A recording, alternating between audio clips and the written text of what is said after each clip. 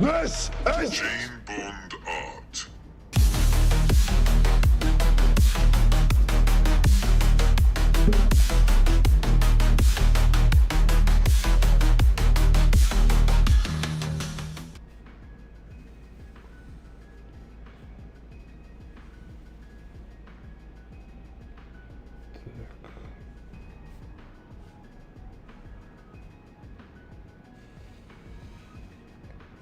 So here right away we have up shot and down shot. So here is our down shot, and here is up shot. So you see, like, up shot means camera looking up, down shot camera looking down.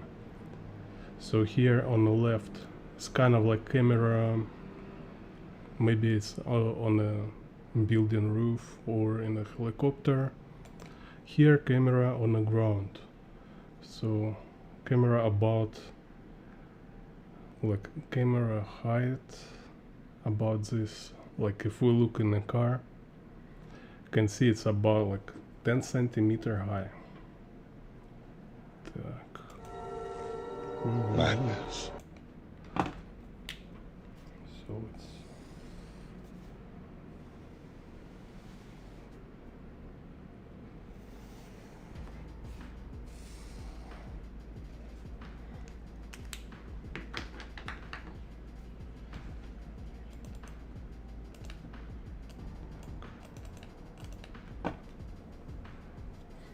so first you always look for XYZ and horizon line, right? Like, can you see horizon line? If you can see it, where it is, and then, like, can you see vanishing points? Так, so let's say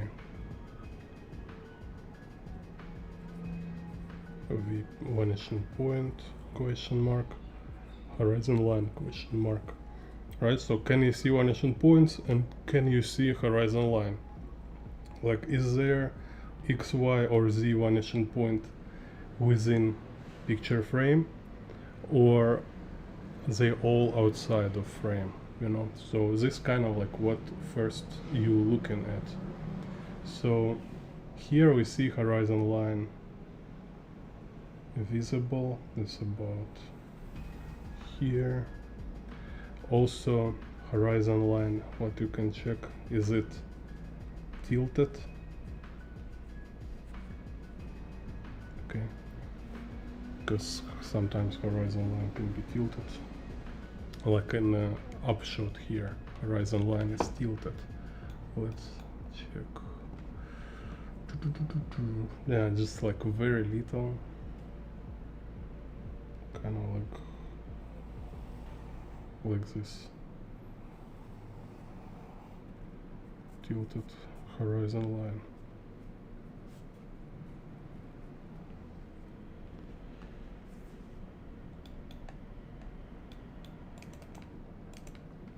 So then we'll look like where is Z and X, and here, you know, following these lines on the buildings, which is an array of boxes. So we can see Z-axis direction. So here it's going this direction, from here it's going this direction. So it's clearly Z vanishing point here. X don't have vanishing points because you see X-axis pointing outside, going outside of frame. It's also kind of like his hands, right? This his arms, they also along X-axis, and also he made their X-axis curved. Okay, so it's actually, now I see Y-axis also curved, so it's kind of a 5-point perspective grid. So if we take 5-point perspective grid, prices Y, Y, X, X, and Z. So you remember y-axis going curved like this and making circle here. Same x go curved like this, and Z just converging. So here we have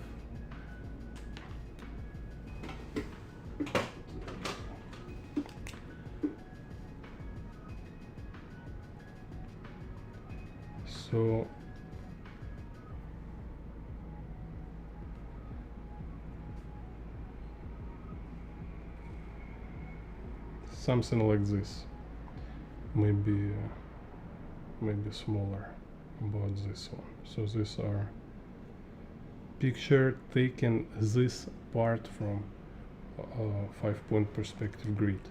So like in my tutorials about 5-point grid, you can see I was talking about this a lot. So main principle is that you need to understand this structure. So it's kind of pattern of 5-point perspective grid, and then you should be able, like once you know it, then you can redraw it from any point, right? So you can redraw it like from y, like you say this y above, right? So I draw straight line, then I find z, then I draw this line, and then I remember this curvature go like this. So even if I have picture which is kind of cropping this grid, I still can redraw this 5-point perspective grid pattern in this situation.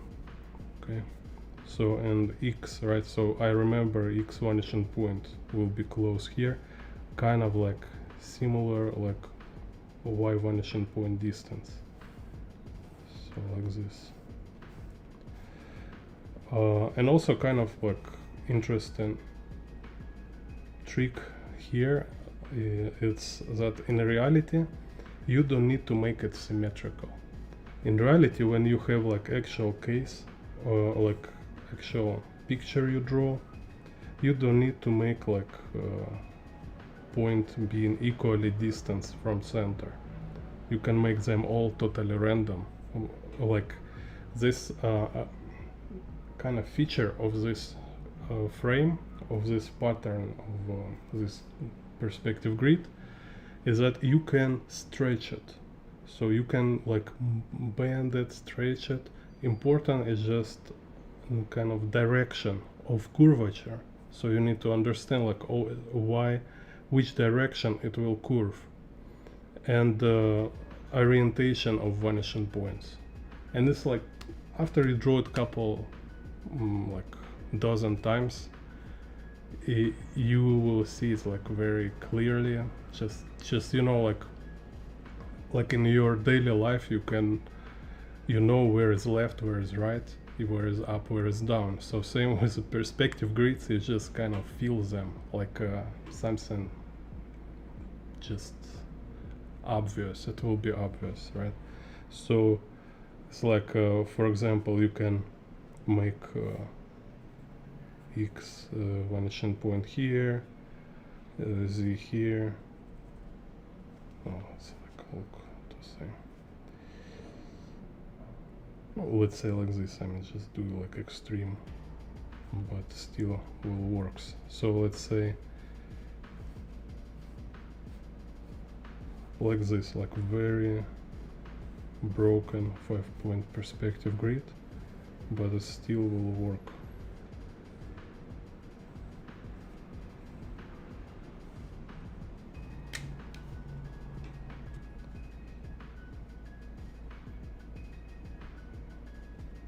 So let's draw like a street.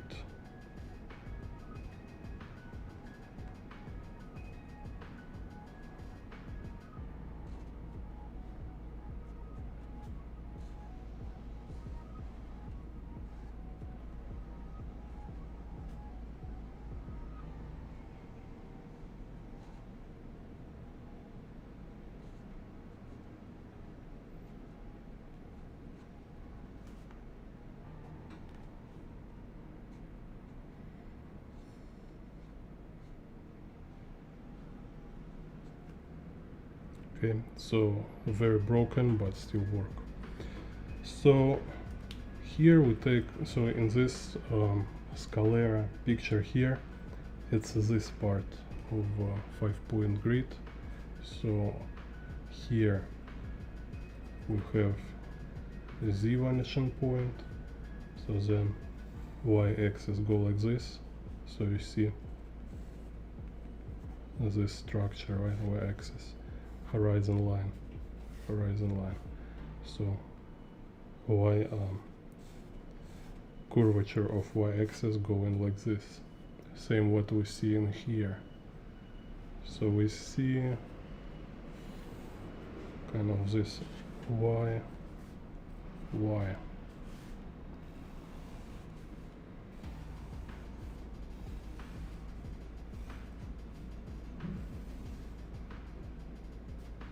Like this y-axis. Same as z, like in the 5-point perspective grid. So you see, sometimes people don't understand. They think 5-point perspective is when it's always like if you draw like whole perspective grid inside picture, so it will be 5-point perspective grid. No, when you use part of this perspective grid, it's still 5-point perspective. You just have vanishing points outside of frame. And x, right? So x curvature going like this. So you just know why it curves this way.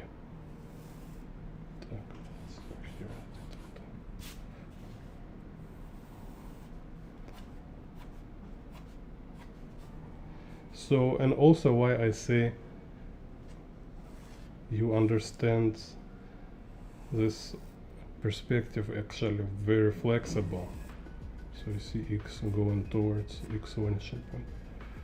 It also means that you don't need to kind of like calculate curvature. You don't need to be like overthinking it, like kind of like, oh, I need to use some math, I need to kind of, you know, like measure something, like drawing with cubes, when you kind of find in these lines and then you kind of project this plane and perspective, all this stuff. Here you don't need actually to do this, just if you follow properly curvature, like principle, if you follow principle of this perspective grid, it will works. And important is to properly distribute your attention and effort. You know, like all these beginners, they like spend too much attention and effort into unnecessary accuracy. So they making all very basic mistakes. They don't know where is the vanishing point, where they don't know which direction curvature should go, but they kind of like trying to make it like super accurate, mathematically correct, all the stuff, like, you know. And this what overwhelm beginner. Like at beginning you get an overwhelmed with perspective, not because perspective is hard, no, it's all because you don't know how to approach it properly. You like you making it like unnecessary complicated. And the practice, it's also is kind of cure for you to cure yourself from overthinking. This is what actually practice do.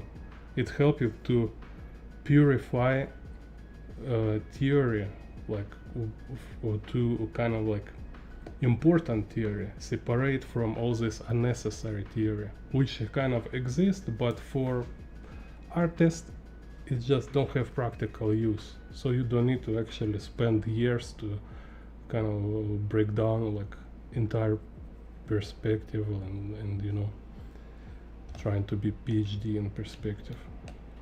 So here we have this one, right? Same, so find horizon line. Now where is y-axis?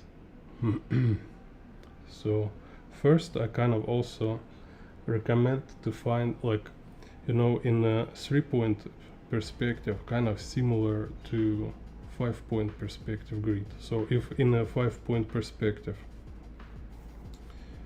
we have this like y-axis convergent, but with a curved line, right, to y vanishing point. In 3-point perspective, it's also convergent towards y vanishing point, and what is important is this line, which is making 90-degree angle with horizon line. Okay, so with all these y-axis lines in a 3-point perspective, there is always one line which is 90-degree to horizon line. So it's just, for me it's convenient because you know, you can track camera angle, this Dutch tilt, because here is camera kind of like parallel to ground, right? But if you draw like this horizon line and you draw this 90-degree y-axis, so here will be your y vanishing point, and then you draw all this rest of lines. So when you're looking at reference, it's convenient at first to find this line. Okay, so it's kind of another free tip for you from me. I don't know if you find it anywhere else. So I look in reference here, I see like what is the direction of horizon line, what's the angle. So also y vanishing point is not present, so seems it's here like this. Okay, so it's showing towards y vanishing point, but y vanishing point actually outside. So then I find another, okay, like this, second. So you see now I already create degree. So once I have two lines, it's already telling me, like it's already like establish distance to vanishing point. So you see, because like if second y-axis, this angle, right? So look what happened. They intersect here, so y vanishing point is here. But if second y-axis will be like this angle, right? So what happened?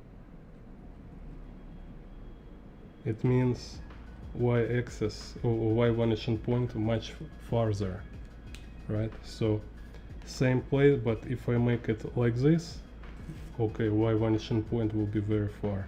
Like this, it's almost, no, it's very close to a frame. Make like this, okay, it will be already intersect, and I will have vanishing point inside my picture. Okay, so it's kind of like, it's super obvious, but it's like I say, it's just without doing such practice you will never see it, and you will always kind of like be in this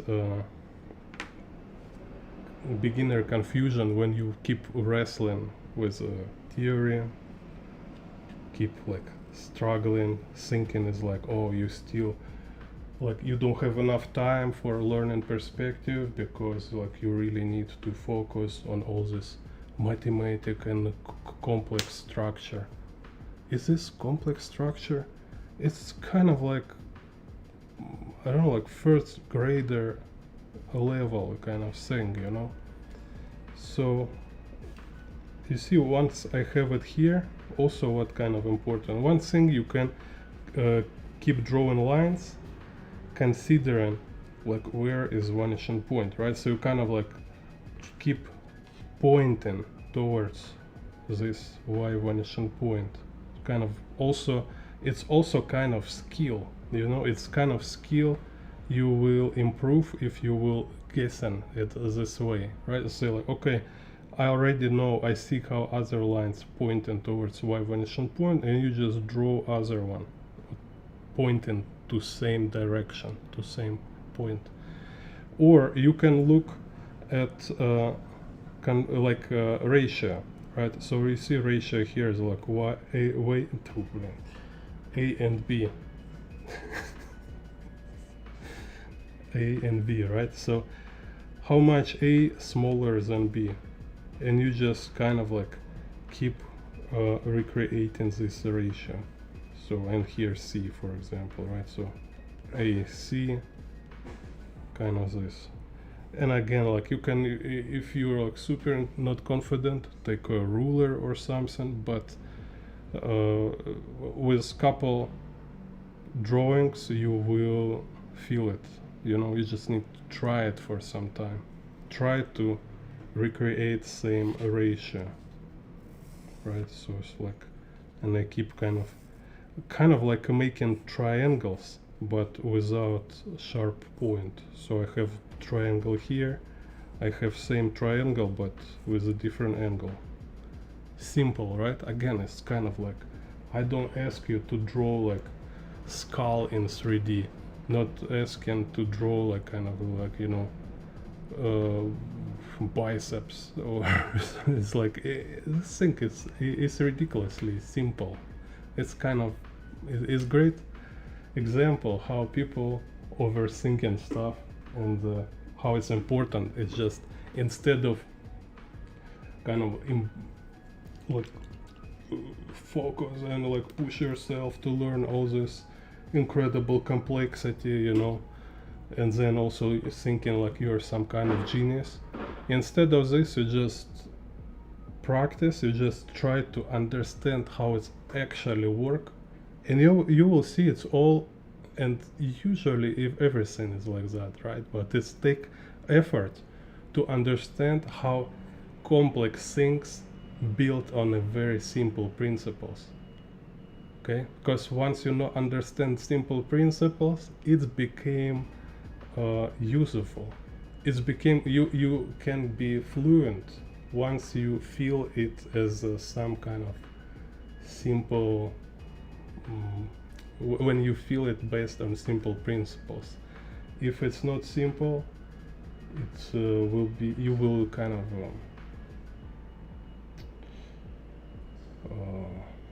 you know, it will be like stiff. Yeah, it will be stiff unless you find why it's simple. It will be stiff. So, hello Ish Rivera.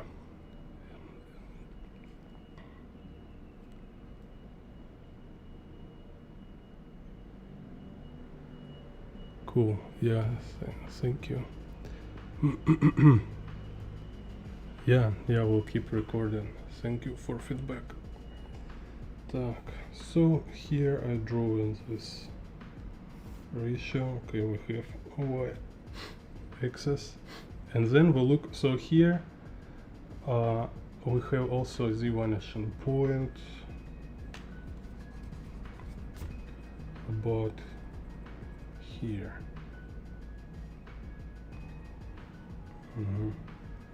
So once I have the vanishing point, also very simple principle. You just draw as many lines as you want from this point, right? So it's this kind of super simple.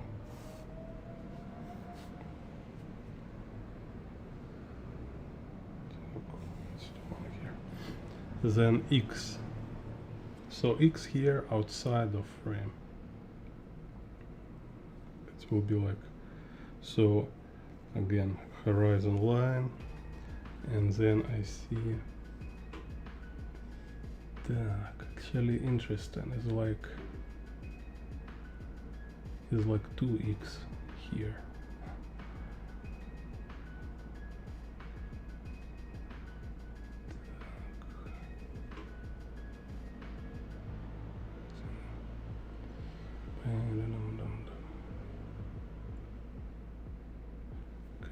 Anyway, so we have one axis like this, right? Again, once you have two lines, it's all you need to build a grid, because now you just draw middle line and then you keep kind of recreating same ratio. So more you try, more accurate you became, and also more you realize scale, like how much you can make it wrong, because usually you will make this ratio not perfect. Usually you will have all these small errors, kind of lack of perfect accuracy, you know. And you will realize that is not so important as you expect. It will save you a lot of energy, resources you need for making picture, you know. Так. Okay, so here we have this. And then here only one exception. It's this thing. It's have kind of like another vanishing point. Another vanishing point is like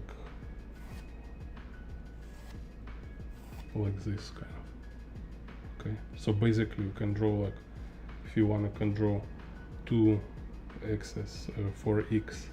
So, but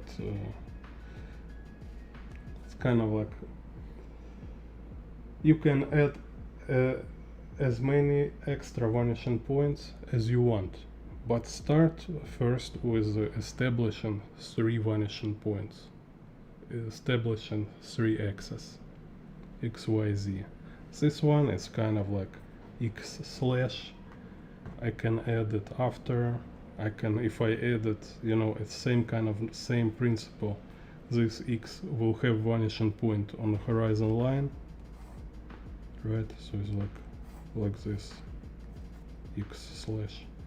It means I build it with the same principle, like drawing this, like each x slash will point towards its x slash vanishing point, while I have other x here, and also we have a z vanishing point, right? So it's like we have more vanishing point. So, and I don't draw many x slash lines here because it just will be too much distraction. Okay. Так.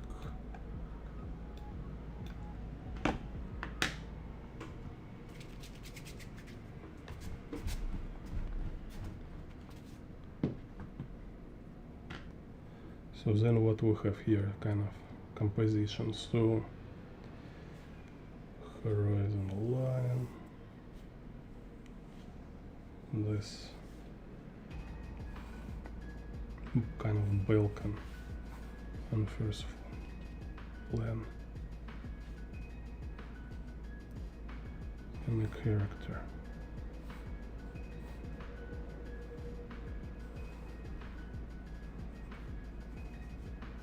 Kind of T pose.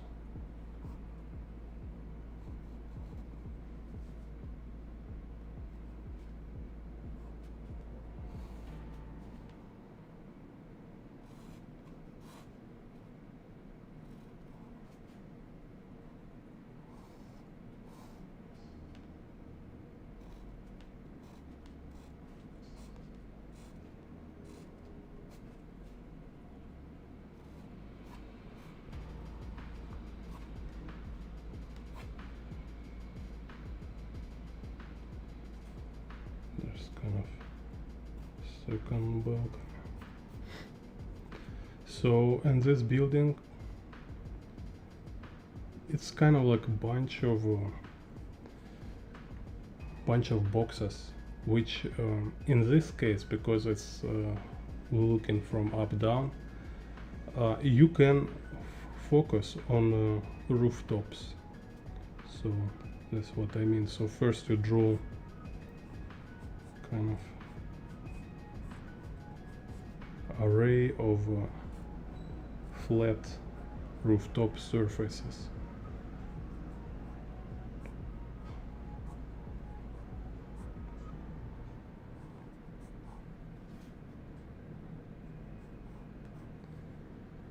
Also here have like, he makes this word with explosions or fire, so we can also kind of draw it, so we will use it for composition. So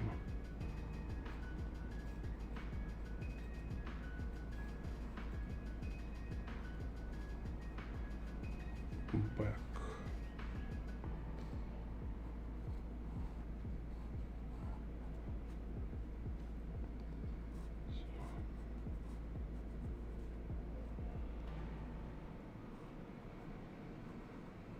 So you see this kind of this thing I talking all the time. It's a combination of a flat and 3D. So we can read this word I'm back because it's flat negative shapes built by kind of like leaving empty space from buildings. So within like this one I need to fill it with rooftops.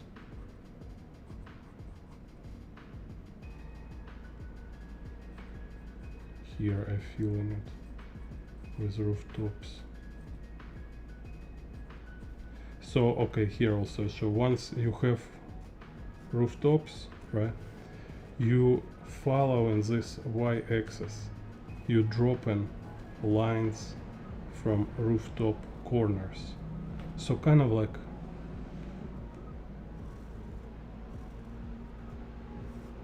super simple sequence, right? It's just another example of just how you can find kind of like a hacks, I don't know how to say it, not hacks, but just kind of like approach, make it more convenient for yourself to draw. So every time you find like some kind of perspective or anatomy or coloring too hard or inconvenient for you, it's always mean you just being like stuck with one way of doing it, and you should like draw it more, and in the process, in the practice, you will find different approach. You will find it's like trying it with this sequence, then you will try another sequence, like what if I draw building start from rooftop, what if I draw building start like, you know, just draw them like a bubbles, like okay, I just have this overlapping bubbles, and then I draw like corners for those buildings, for example. You know, it's like it's so individual thing, and then you just, after you have these corners in the bubbles, you totally convert them into boxes. Same with you know, drawing people. People ask like how to draw people, how to start drawing figure, like from what to start, right? Like from some kind of like shape, or from pipes,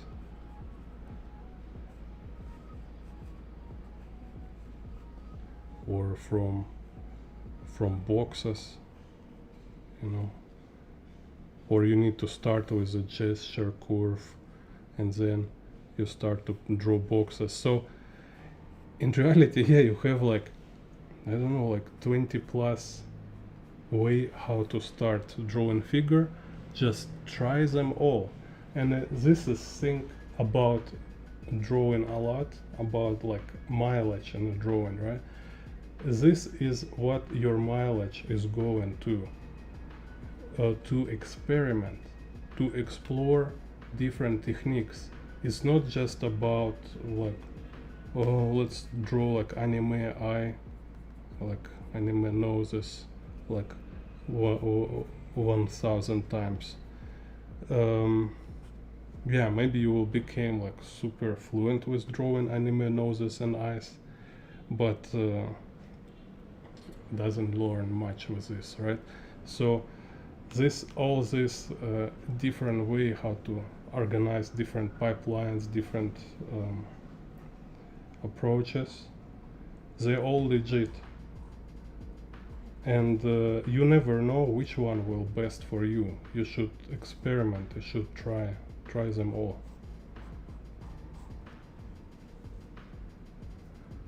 Hello Pink Purple, hello Soup. Так, quick question.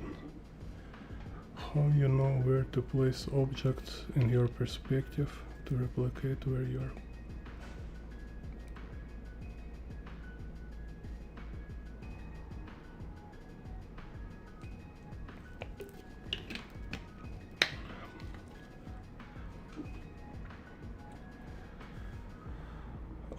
Okay, Sub, if I understand question right, like, okay, how to place object in perspective.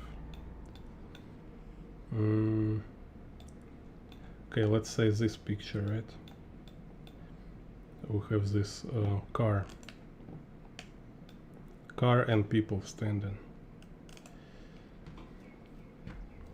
Так, let's make a frame for it.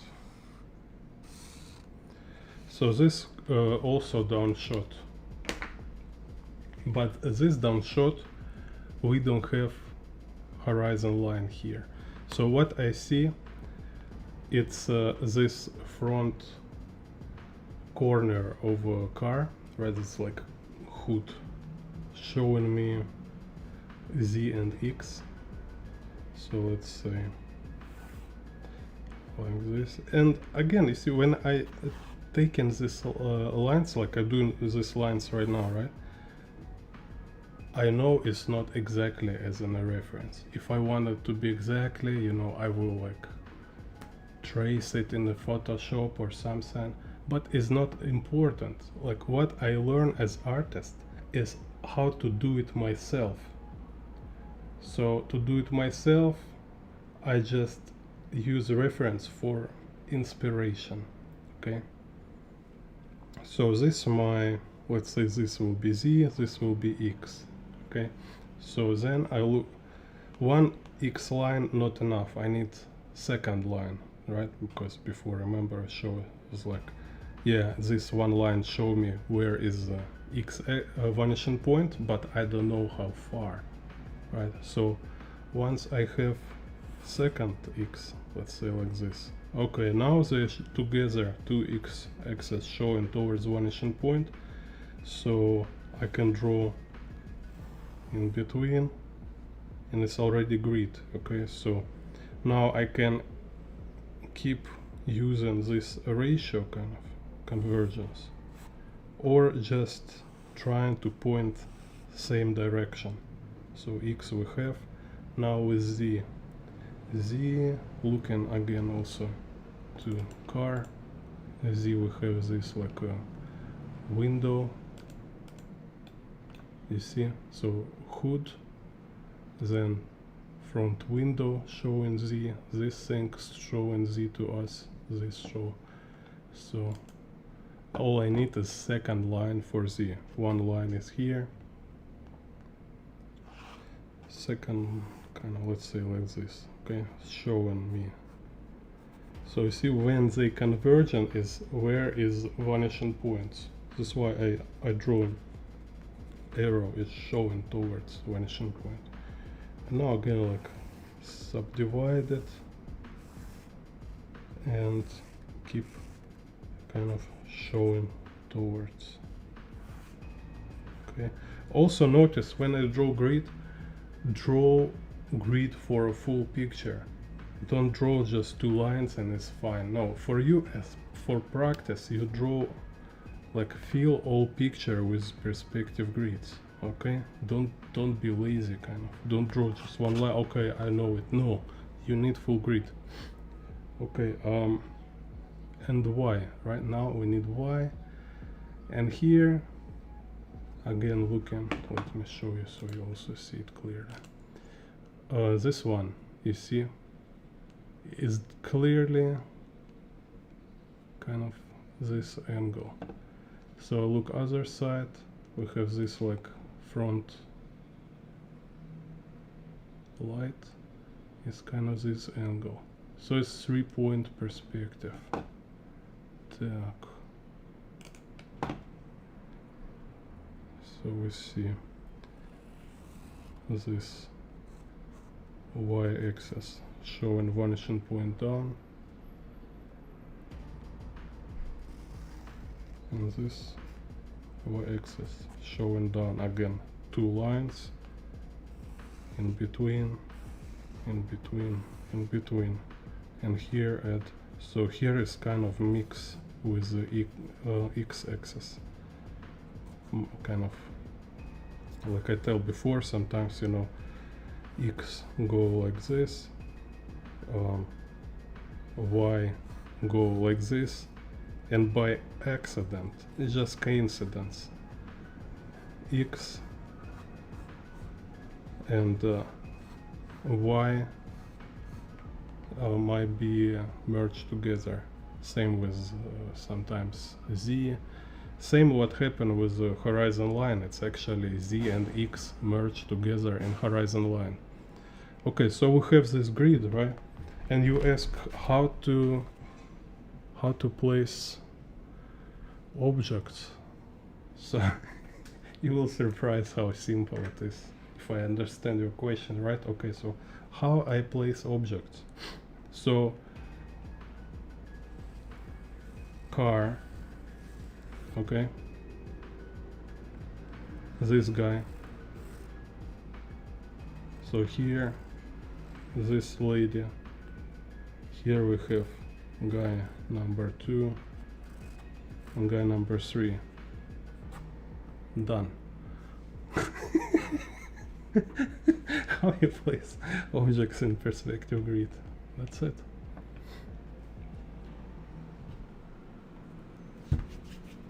Because same like I was showing with buildings, right? Let's say you have head in perspective, put x vanishing point, y vanishing point. Okay, it's a head here, right? And the body. Now, okay, just you can use this x axis to as guidelines. Again, it's not kind of constructive lines like in a Scott Robertson drawing, right? It's just guidelines, so just help you with orientation. So once I know where is my head, I can make it 3-dimensional. You see? That's it. So you don't need to kind of like start from drawing like each hair in perspective to place them in a picture.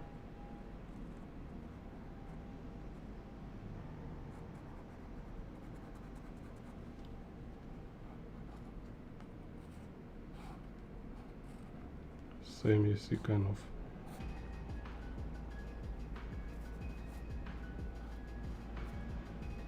body here, like I don't know.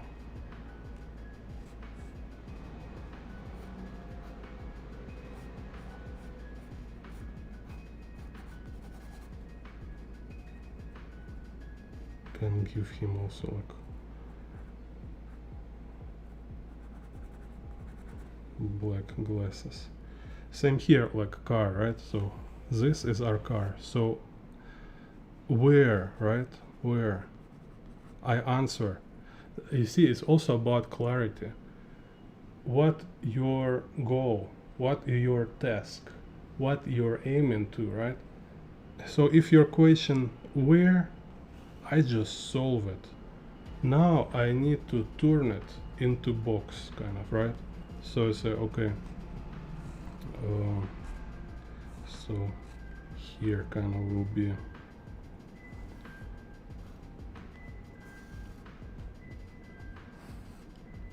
also this like form.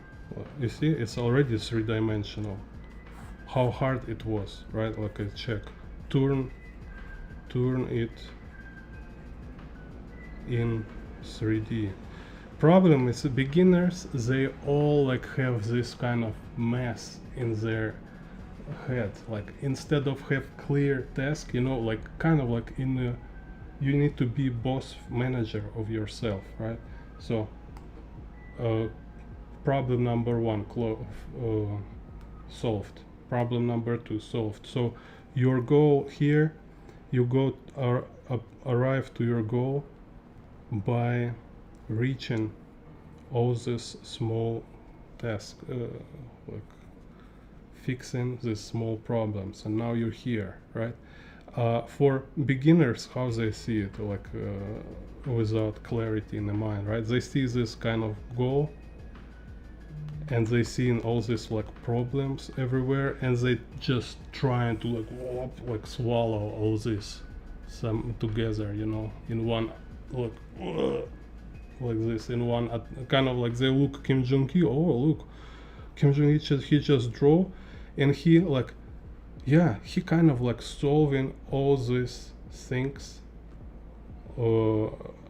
while he drawing like fingers in the hand and stuff. He already kind of thinking of perspective, grid, anatomy, all this stuff.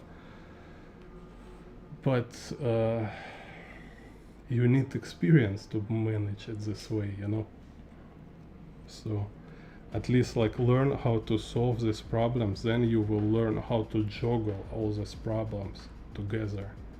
And instead like attention just jumping, so you can't grasp all them together. You just like keep switching them.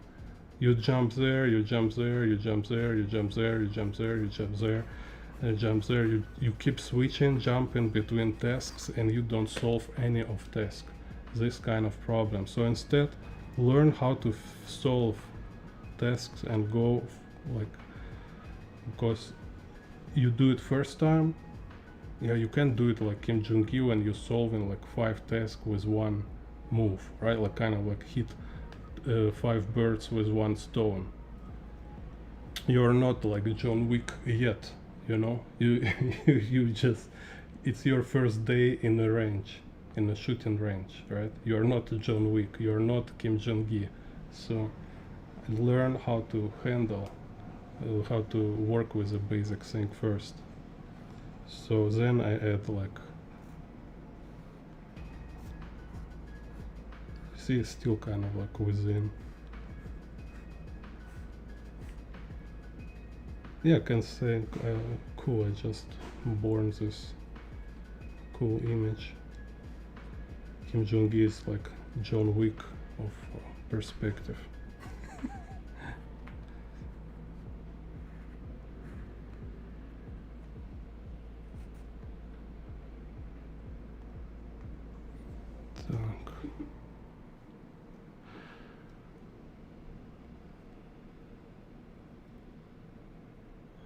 No, it's not a bubble method. It's not for people with a lot of mileage. It's just showing you that this problem where to draw, it's minuscule. Okay, but it's important, like you like sub-ask this, right? It's important because you clearly define what is the problem, what is the one of a task. Because yeah, you need like here, right? Like I need to know where is my guy. So what if I solve it from beginning is not a problem for me anymore, so I can focus on the next problems. Okay, it's not kind of method or something. You don't need to be masters or anything, you know. Problem is that like you're like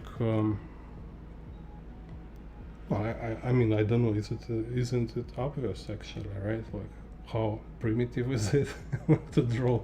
Like I just, that's why I kind of showing you, like it just means like you don't need to be experienced at all. Just draw freaking thing, like look like kind of cloud or whatever, you know. You just don't be like blind, you know, and have arms. You will do it.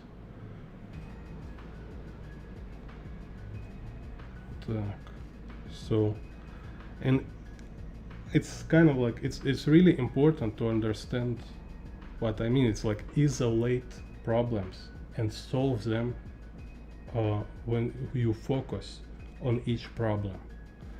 Like you see, first what I solved 2 problems and you don't understand it yet, right? So I solved 2 problems. I created 3D space with perspective grid. Second problem, I placed my objects in this 3D space, so I already know where they are them, okay, and they're in a space. So it's like kind of like I already see them, but kind of without glasses. They're blurred, but I know, okay, this guy here, this guy there.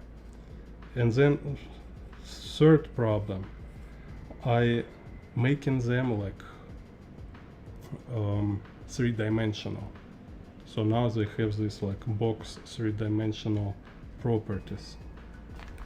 If I start from third and I try to draw these characters, let's say, right? So, and I say, oh, okay, so I draw car, I draw this guy here. So what I do, I try to draw them inside 3D space. I try to draw them volumetric, so I trying to make them like be 3-dimensional inside 3D space, and also make sure they're properly placed in a picture. So I'm juggling with the 3 issues at the same time. I'm just kind of like overwhelming my operative memory, you know, like I think called like RAM, right? Like RAM. I just overwhelming it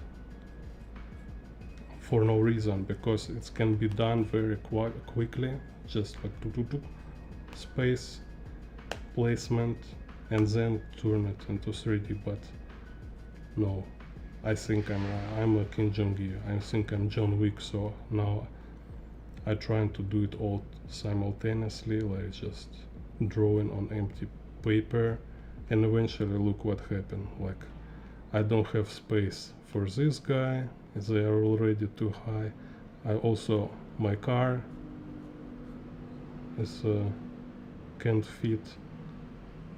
So, and you didn't notice, but everybody who trying to draw this way, like Kim Jong-il, without perspective grid and without kind of composition, right? So this kind of bubbles, it's a composition. Everybody who tried to skip perspective grid and composition, they have this problem with proportions. Everybody of them. It's just like when you watch somebody else draw these mistakes, you don't find it important. But once you have such errors, you think like, oh, these guys, they can do it, I can't. No, everybody do it wrong. Everybody just notice, like once they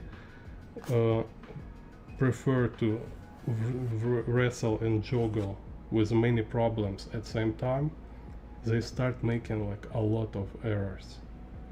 So you just, and you're doing this mostly only if you want to perform. It's just like, say, look at me, I'm John Wick, I can doing all this stuff simultaneously. Look, whoop, whoop, whoop, whoop. Woohoo, whoa, whoa, whoa. But for your picture, like this guy's drawing comic books, I mean, nobody shy away from perspective grids. What the hell? Like, for what? Why will I shy away? It helps. it makes it much more convenient to draw. So okay, let's again. So this Z, we have this guy.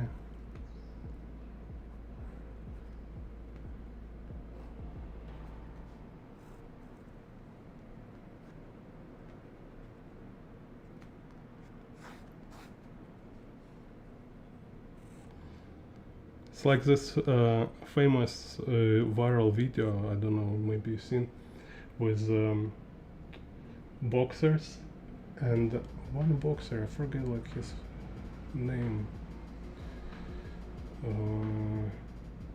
I was remember his name for some time, forget. Anyway, it's like kind of common trope in this like martial arts videos, and when guy before fight, he a lot showing off,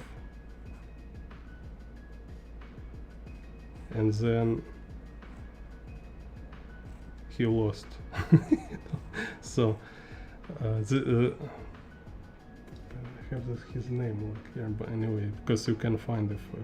So there's this guy like boxer, he kind of like super arrogant, he was like posing for cameras, like for kind of like spend like really a lot of energy to kind of create, kind of like intimidate, to show his superiority, and then he starts kind of like, I think like many of because he invests so much, and it start to, he kind of convinced himself that with such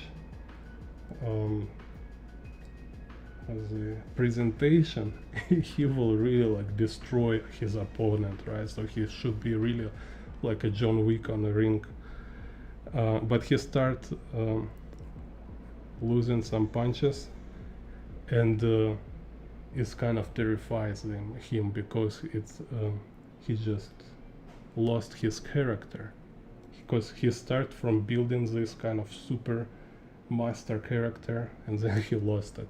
So same like kind of we all have this, once you kind of approach drawing process, like you kind of like, yeah, I will do it like graciously, I will make it like super fluently, like Kim Jong-un style, these guys, like I feel I'm ready, I'm in the mood, I'm like I feel inspiration, and then like, but you have some like issue here, but you have one more issue, like you stumble, and you already feel devastated because it's such big contrast, like you are not a John Wick, oh my god, how can you live with this?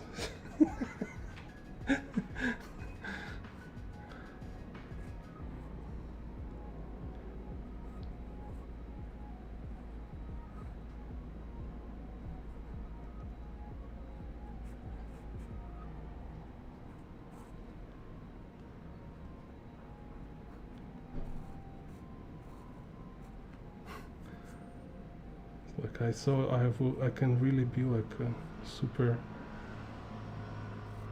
John Wick Mega Man, but I'm an average person.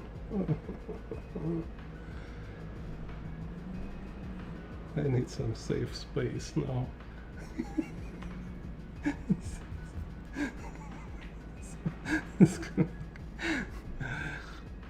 Yeah, this like roller coasters. Like I'm John Wick, and like I'm a piece of shit. Like, oh, I'm John Wick, like, but turns out, you know, you are John Wick always in your imagination. Never actually really was.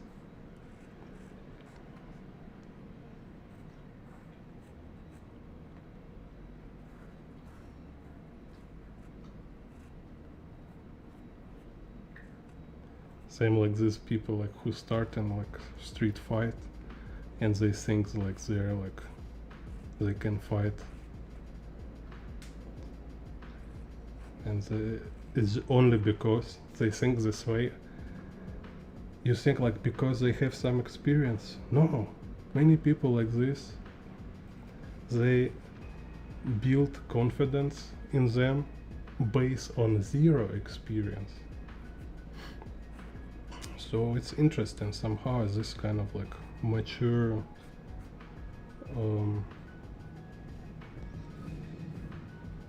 delusion kind of, right, to kind of make yourself think that you should be exceptional to do something.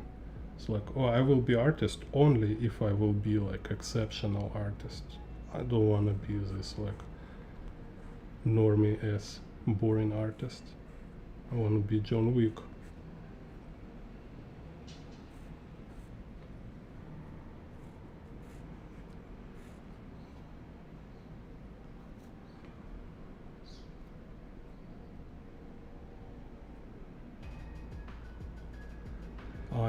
Yeah, for sure it will be action. Yeah, I have so many kind of gestalt with violence kind of in my life. So definitely keep processing it forever kind of.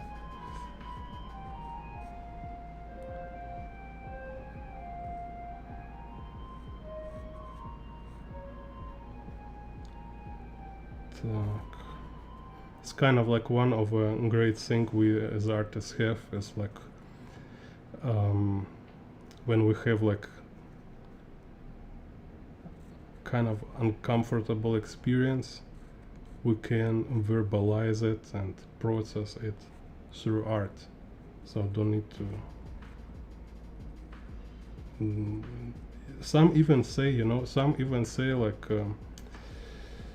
I hear from some very high level creative people, so it's not like a random opinion, it's like opinion from professional kind of guys who even believe like artists should have some issues, like you don't really, if you will go like and fix all your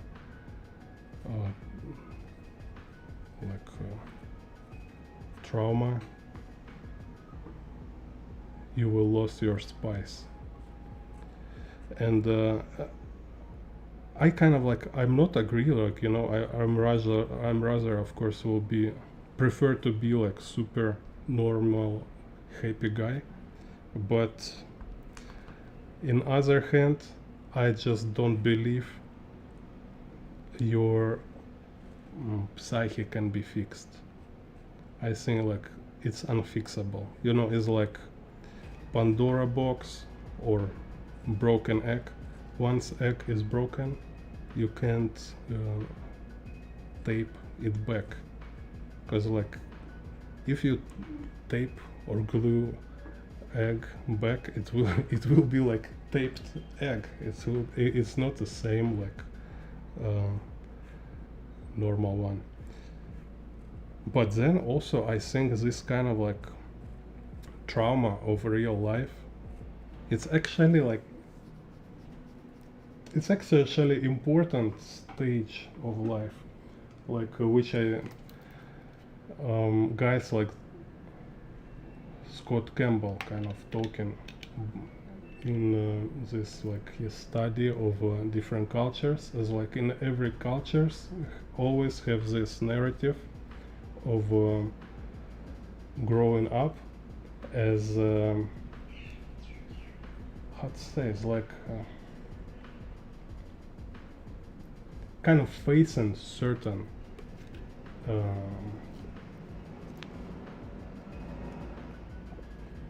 like getting over certain traumatizing or kind of like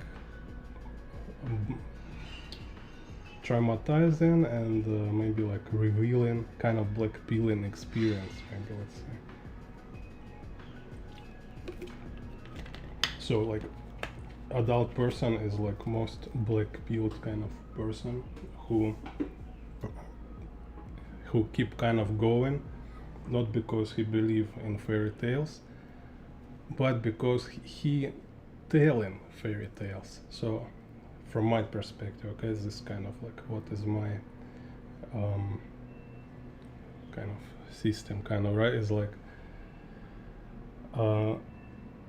if you believe in fairy tales, you're not grown up enough, right? Grown up people, 100% growing up means you realize like it's all about fairy tales, but it doesn't mean fairy tales is not real. It doesn't mean they unvaluable. No, they are valuable, and they are a core kind of they're core of our society. So and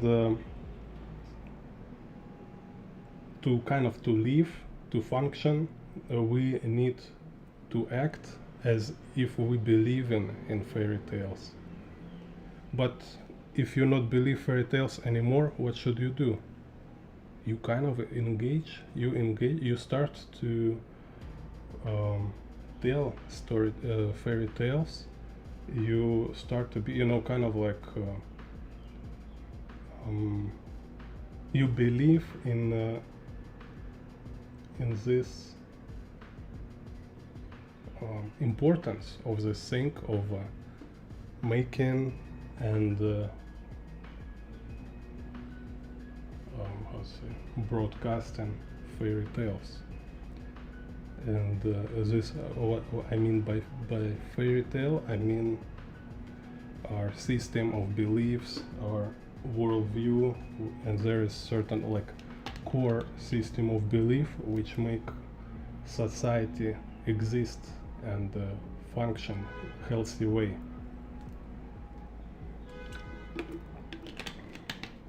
So it's kind of like not everybody will understand. Так.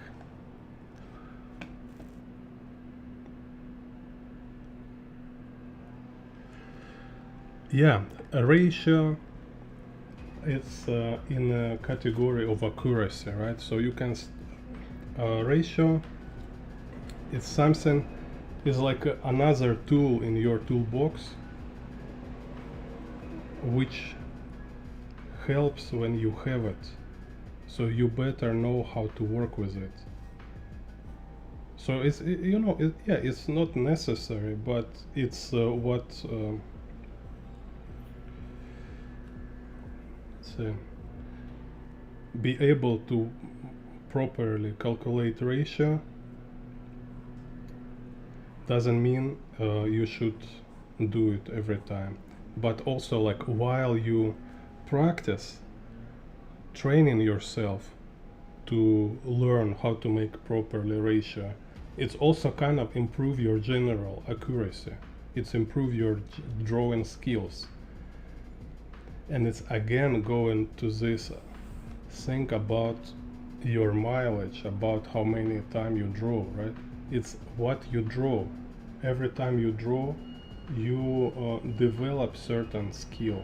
You kind of create a certain tool into kind of store it in your toolbox. Okay, so you can like write somewhere on the wall, say like what you think professional artist must to know, right? Like perspective grids, like anatomy, all the stuff. You write all this, and you can like once you learn them, you write check mark. And it's take many years to learn it all, and you don't need to know all of them at the beginning. And many professional artists have a lot of problems with some very basic stuff, you know, kind of like this artist who drew Spider-Man, my favorite, Todd McFarlane, right? I find kind of like as comic book artist is one of the best, because he have kind of this like energy, he have composition in his work, great stuff, but his anatomy ridiculous, like ratio, perspective, everything have a lot of issues. So he kind of like have problem with every basics, every foundations, you know. But you see, it's kind of example of artists like who have problems, but he actually still very good artist. So yeah, it's something like to realize how it works. Так. Like, don't be like a perfectionist, maximalist. No, how in English it calls, like when, you know, when we're like teenagers, we maximize everything. We want like, if I do this, okay, then I will be the best immediately, right? Like if you're not the best, you struggle. Like if there is like good and bad in the world, so you kind of let's say start to judge on everything and everybody, and will start to kind of like, you know, oh, why world is not perfect, why is there is starving in the world, all this stuff, right? Like believing like it's possible to solve every issue, like it's like if you know, if a perfect artist is an artist who know everything can draw like everything perfectly and know all knowledge.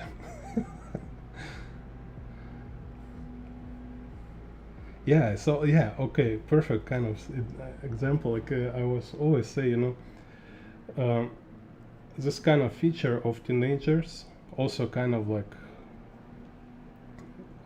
is just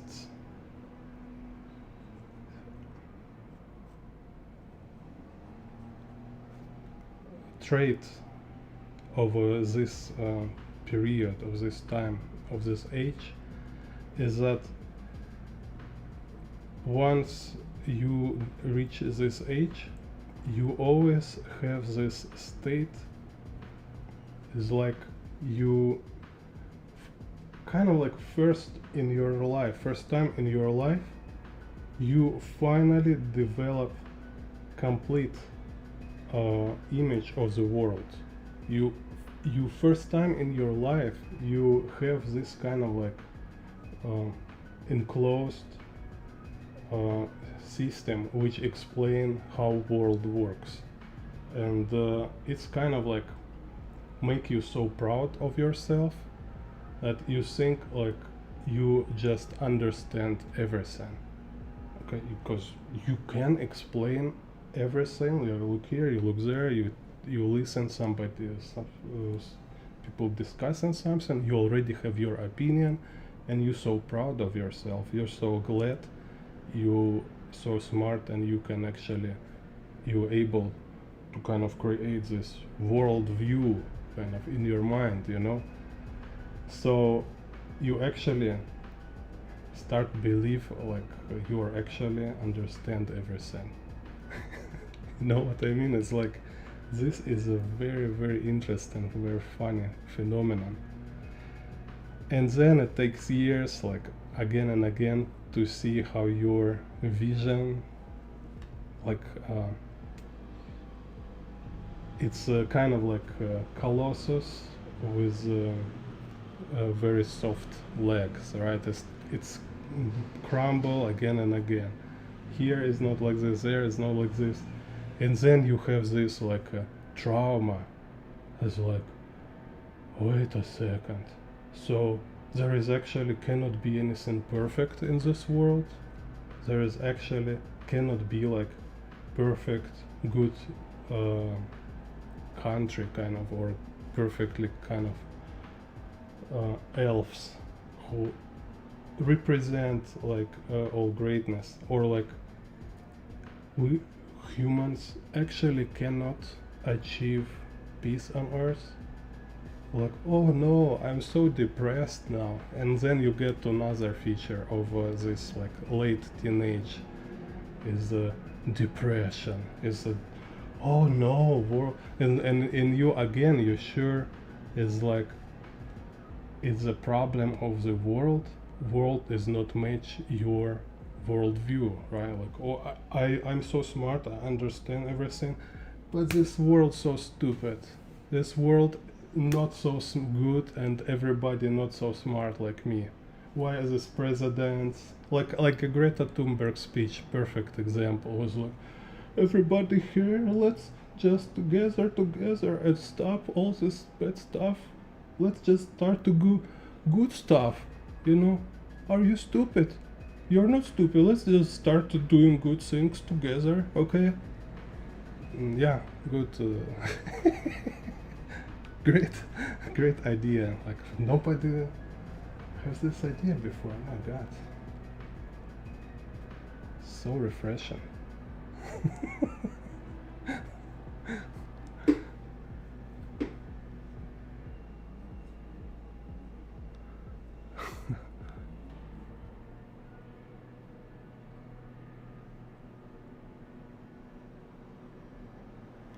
I see this picture behind.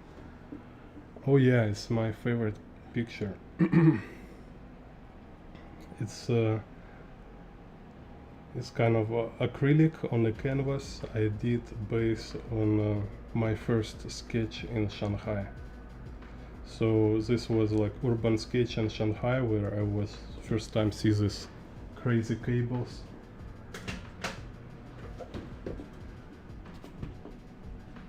See, so and so there is tree, an electric pole, and whoop.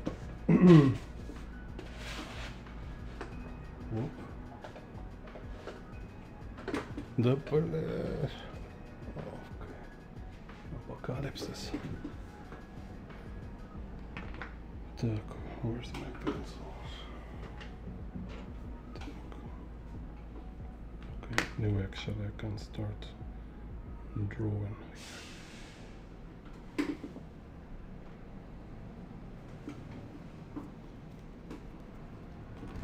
So what is important in this picture for me is I was telling about this before, like my culture shock when I was first time outside of Russia. It was first time in other country, because before I was like in Georgia, kind of in some small province of Georgia, which was similar to Russia. It just looks like kind of like a south region. But then I go first time in a other country, and it's like super different country, you know, China. So it was like, you know, imagine like you just born, but you are not 9 months old, you're like 26. I was like 26 or 24, I think. And I was like first time looking around in this new reality. I was like infant in this new world. Like I don't know their language. I never seen anything of their like environment. I just like experiencing it first time. So all my perception got some kind of like interesting condition when I was like super perceptive by all my receptors, kind of like I was like all, you know, smell, visual, movement, everything was different. And because of this like extreme unusual input kind of information, I was seeing it like very interestingly. It was like I was literally kind of like see everything like waves. You know, like I watch in a window, I see crowd of people, and I see like all these people individually and all together. Somehow they follow certain invisible unifying wave, you know, kind of like a space wave or something like this. Like we have certain like kind of trails, and they're just following these trails like this. And then so all these Chinese people, I see them like if they're like, you know, following this trail. And then you see foreigner, like immediately your brain just like, okay, inside this like 1,000 people crowd there is a foreigner because he have different wave. So and then I go draw streets, and this was first time in my life I had like so clearly this perspective when I see kind of this like rhythms, right? Kind of yeah, like shapes and rhythms, literary. I like literary kind of see kind of like everything has this thing. So and I see these cables in the tree, and it's like tree, you know, have this nature, like it's growing from a ground, and when you see tree, you see time. You see it's kind of like kind of like a photograph sculpture of time, you know, because it's showing to you what happened to this tree before. And then you have this electric pole with all these cables, and it's also showing you time. It's showing what was happened in this place, but reason it looks this way is not because like air and soil, water or something. It's because like how people live in there. So way of people living, like they're kind of some kind of electric signals in their brain, and the environment they create make these cables, make these poles to look this way. So I was seeing it as alive, like a tree, because they're both actually have this like waves, you know what I mean? So they're both just like a kind of like a pictures showing current moment, but actually inside they have this context of time, and in this sense they also both alive. They so it was for me like this breakthrough when I realized everything kind of alive, you know. It's what in China they call Dao, right? So no matter like stones, water, people, everything alive.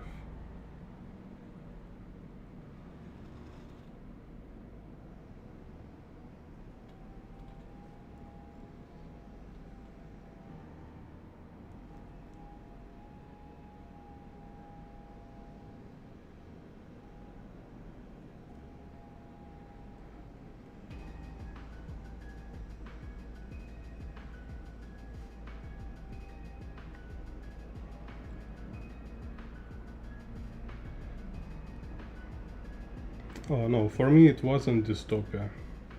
For me, like I was like in a super luxury hotel in the rich center of Shanghai.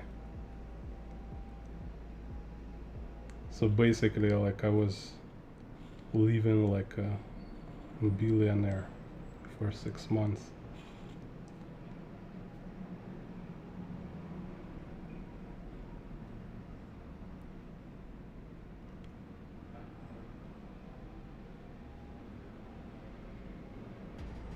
Hello, Spring Music. Saludos. Так.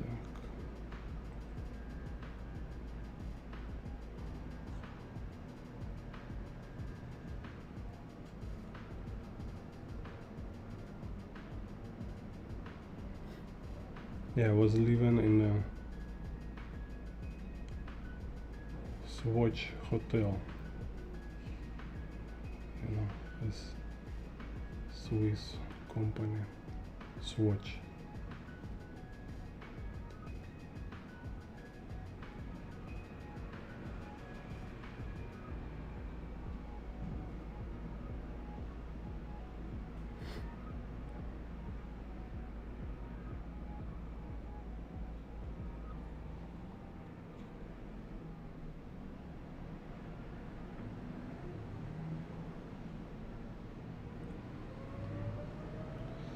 Yeah, sorry, I cannot translate right now. I can translate only after the. Oh my god, so funny.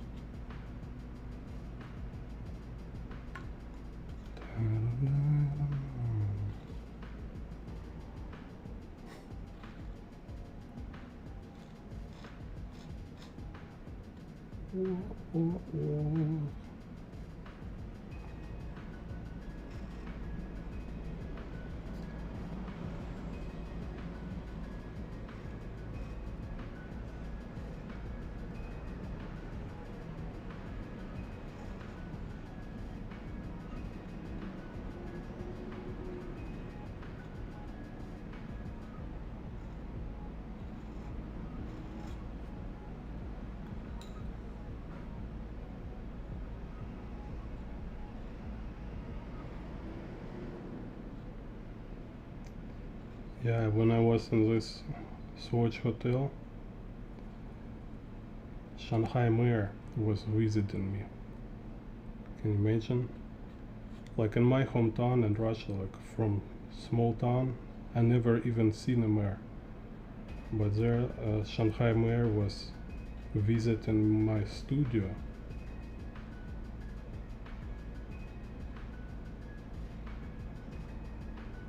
So it was crazy.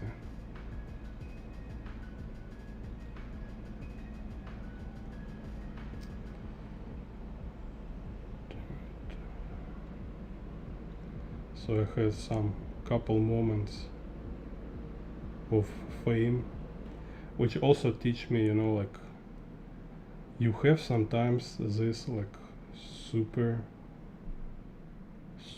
kind of like peak moments, which is still not guarantee you like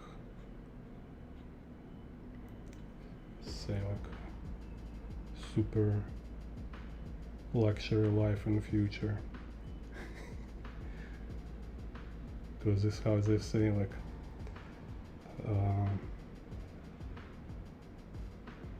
when opportunity come, you need also be ready to use this. But in other hand, there are also other thing.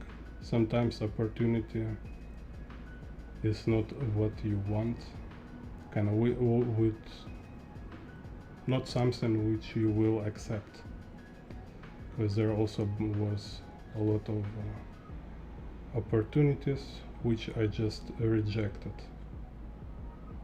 because they are not fit with my kind of worldview.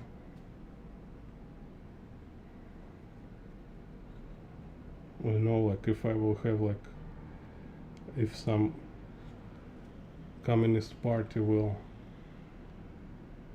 ask me to work for them, I will reject, no matter if it's good money.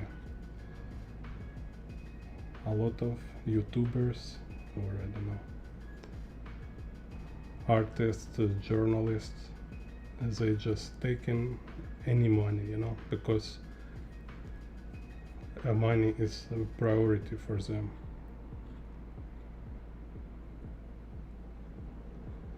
Some people say, you know, it's like poor people or like super people with super hard life, they behave like this, right? They're like, oh, once you've been poor, once you've been like, you know what is hard life,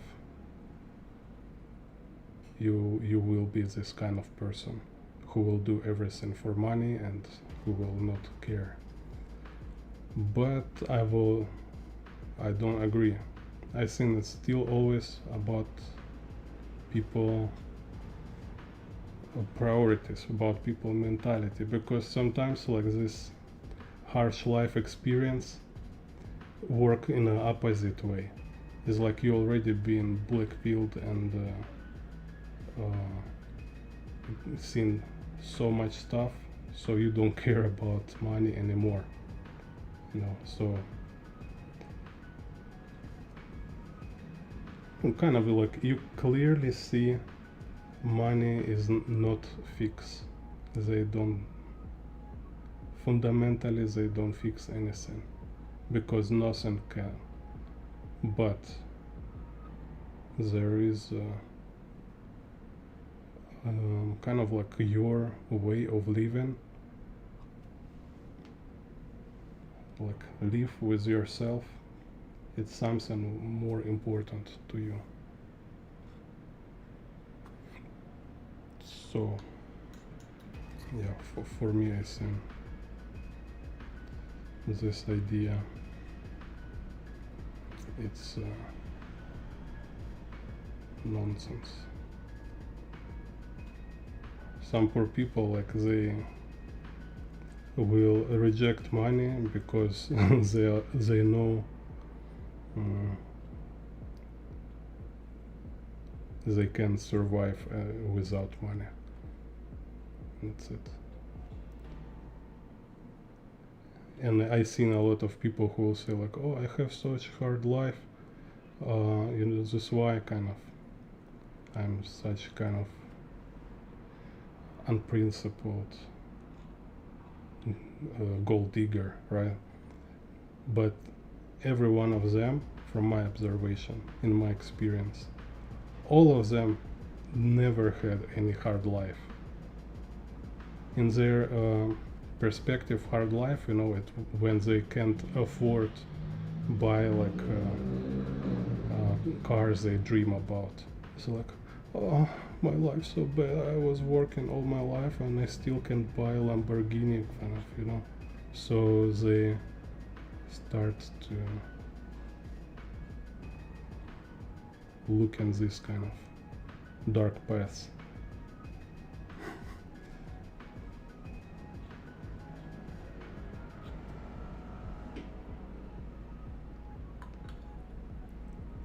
This, you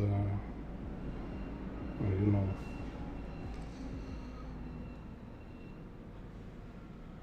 I put in all this in a category of prostitution, basically, because let's say, fundamentally it is what it is.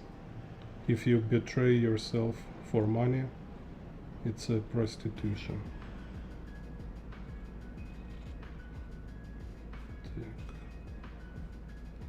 And there is a lot of these people. It's because money is good, and money can be like very good.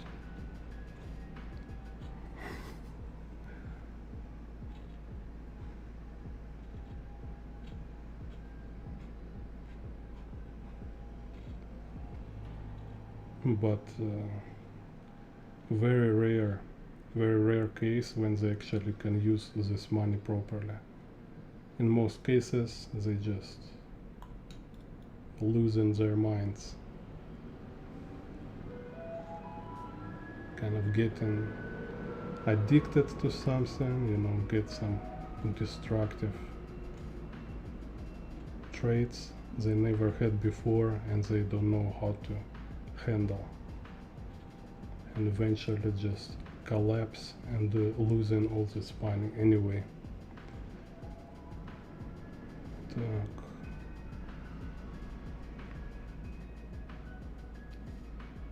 Because ultimate truth here is that nothing is easy.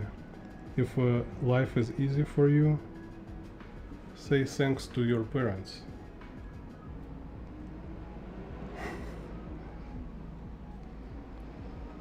It's most likely, yeah, no, I mean, kind of like fundamentally, it's always your parents. Kind of, you should be grateful for easy life. Maybe they like create this money buffer for you. You have like money on account, or you have like great genetics. So it's just some like super beast alpha and all this like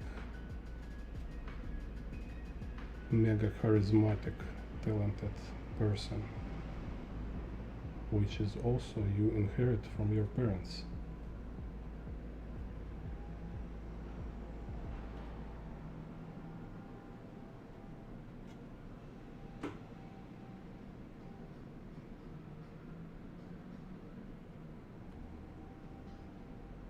Так, here is.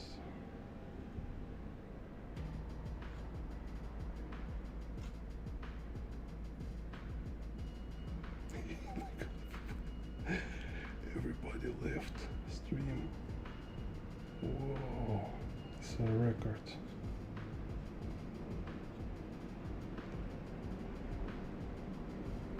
I just beat my record.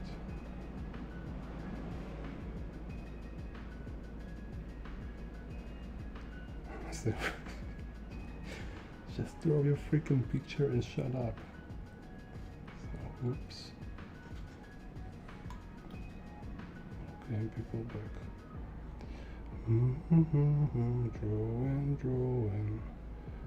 Drawing picture.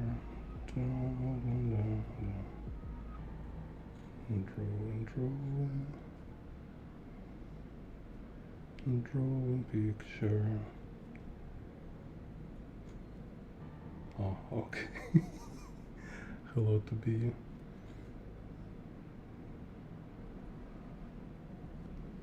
I was thinking just like people like, what the hell are you talking about?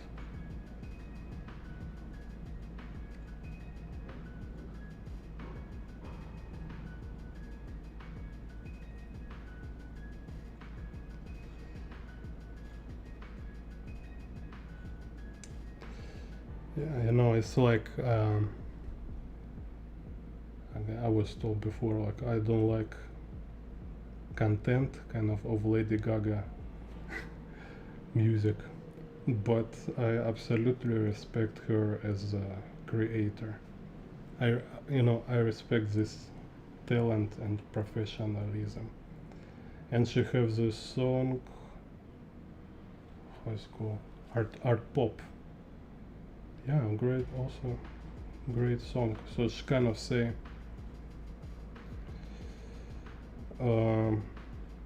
kind of like song about commitment, right? So she says like, and she also have some kind of like second meanings to it, some kind of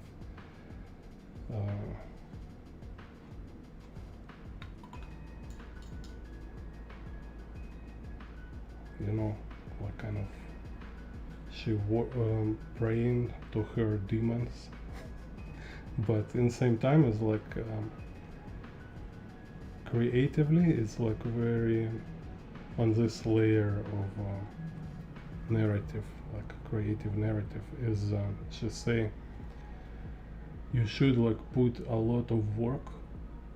It's not only all this like glitter and fancy dresses. In reality, it's like it's about commitment. It's about your love.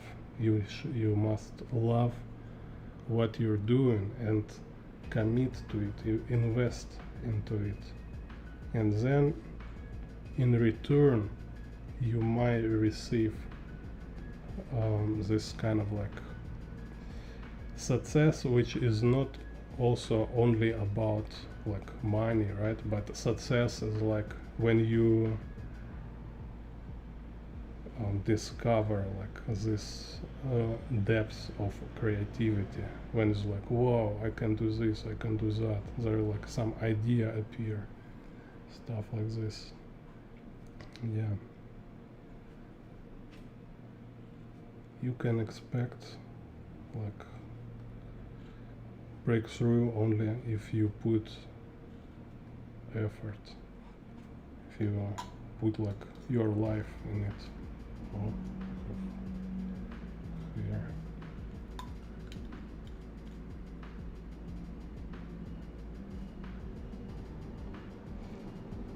Так.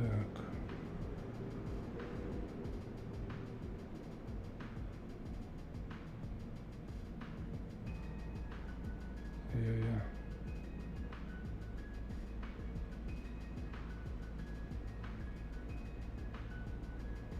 Yeah, it's kind of delay. Maybe I will check how to make stream with less delay.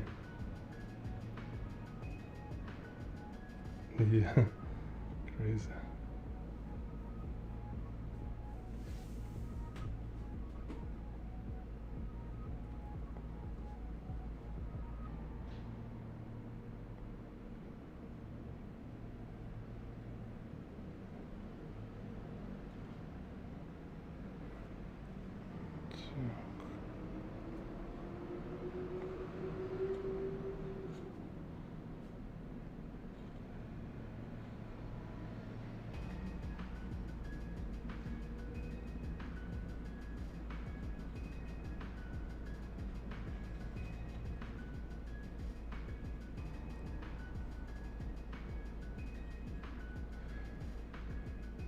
Yeah, but what I also learn about other people, it's take me a lot, almost. I understand this eventually only like on the late 30s, is that everything you assume about other people,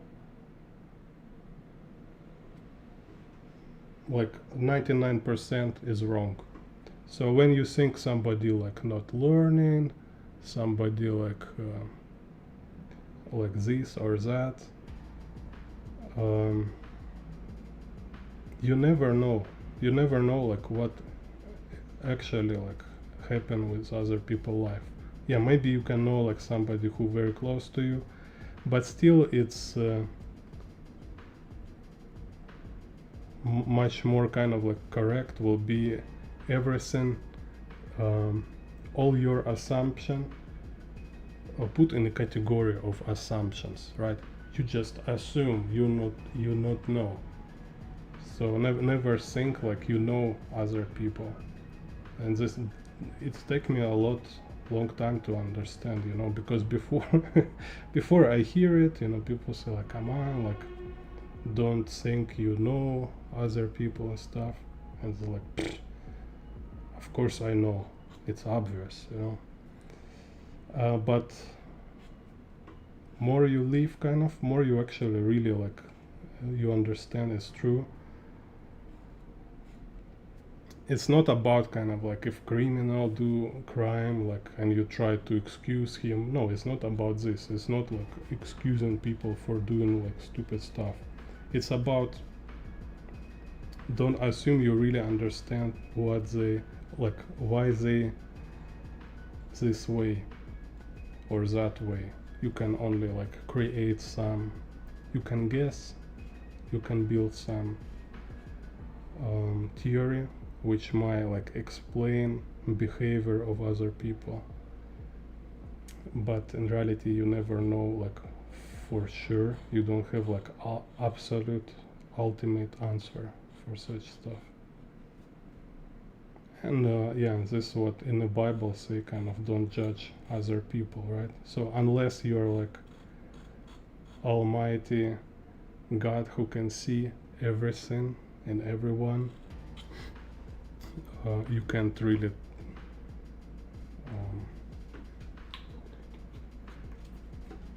see them through as you think you can.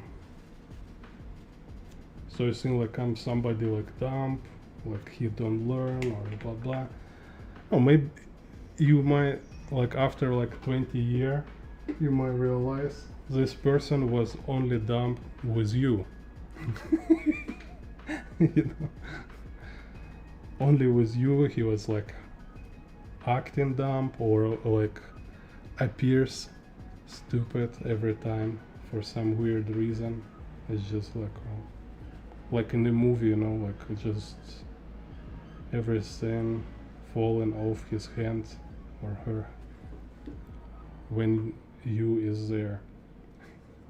But with other people is like genius, you know, and like you go to his other place where other people know him and they say like, huh, you know Carl?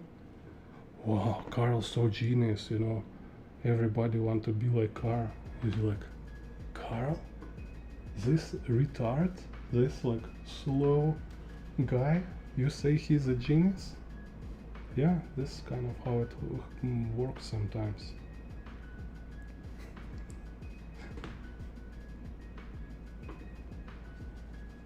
That's why also, you know, this kind of story of serial killers. I say like, oh, nobody know he's a serial killer. Like, he's like normal neighbor. Look absolutely nice.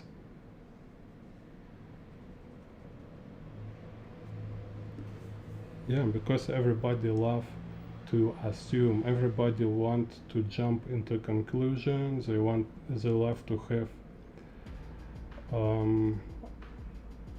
kind of like finished worldview, like explanation of everything, so they don't need to nervous. It's like in a Kurt Vonnegut. Oh, let me find. I love this. My favorite from Credo, Kurt Vonnegut Credo book. Let me. For you. G-Ball.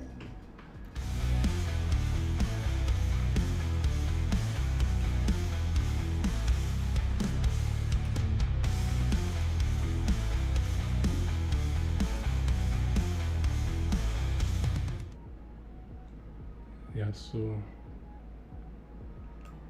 Kurt Vonnegut, Cat's Cradle. Yeah, some Kurt Vonnegut books are just fantastic. So it's a short poem from Cat's Cradle. Tiger got to hunt, birds got to fly, man got to sit and wonder why. Tiger got to sleep, bird got to land, man got to tell himself he understands. So people like they need to believe they understand and they know what is what.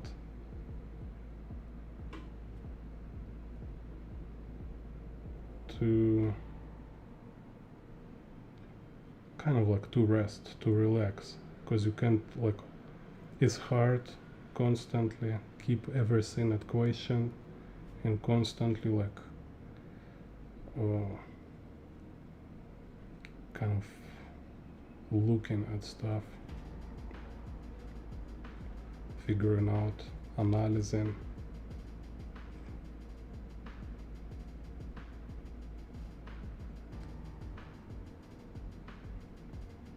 So part of this, it's when we believe we understand other people. like kind of like not understand, but like we know other people. Like I know you, I know him. No, you know something. You kind of you know you have some information, so you can predict behavior, right? That's it. Only what we can know about other people is some know enough to predict what they will do, to know what we can expect. This all we need to know. And some people, they're like kind of like too much stuck in this almighty kind of idea when they really think they can uh, see through other people. Like, you know, I know who you are. Like, I know this type of people. Okay? You just being like narrow, which sometimes might be danger, but at least for artist or writer, it's just will be like amateurish to have this kind of perspective, you know, when you like everybody just some kind of like obvious and limited. Так. When in reality, like people, everyone is this kind of like bottomless well. You look in it and you don't see where it ends.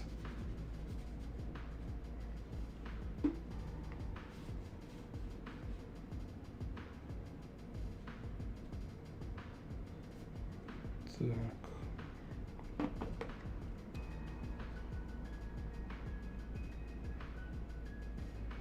So yeah, in my version, this guy, he make explosions not perfectly, so I am back as actually mbk.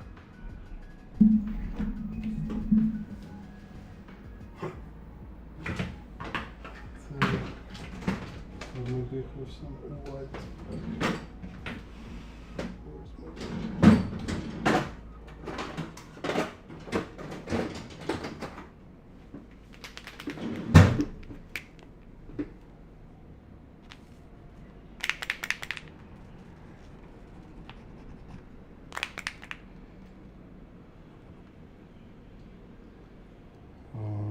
Okay, I can recover some whiteness. So I'm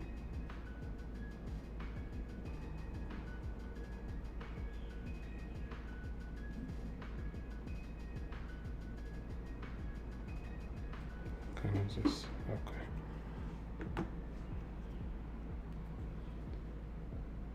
So and then can add second layer like for ceilings.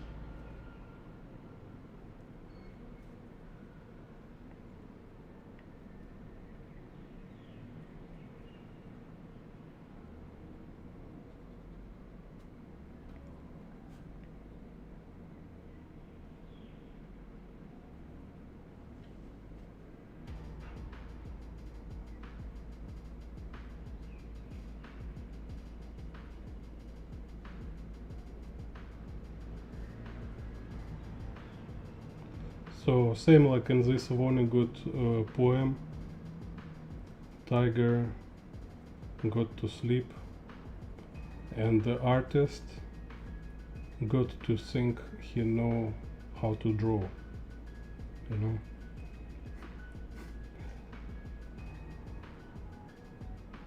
Because you know how to draw only for a moment.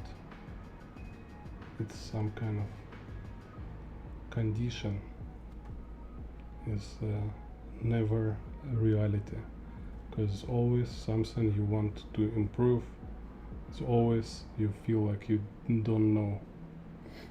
So if you try to learn how to be artist, you will never reach it. So you should start to be artist before you learn how to be artist. Kind of start to make artworks when you don't know how to draw.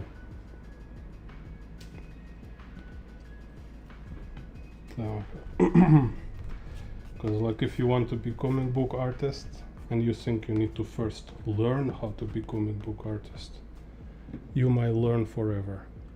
Eventually you need to start drawing, no matter how uneducated you feel, and you will always feel like you're lacking some skills. Так. So here we draw this car.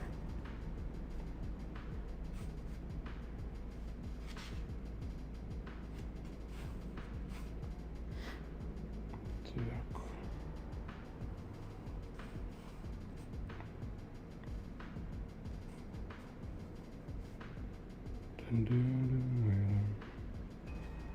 It's like Lima.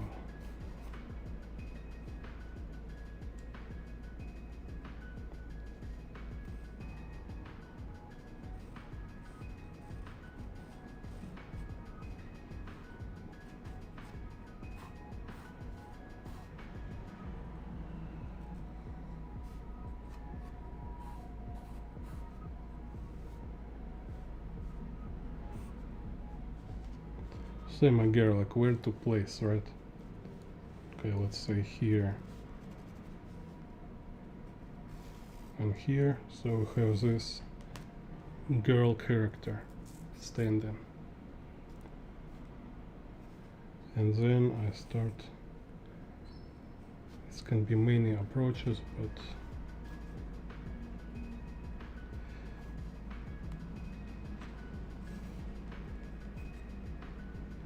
I start here from flat shapes.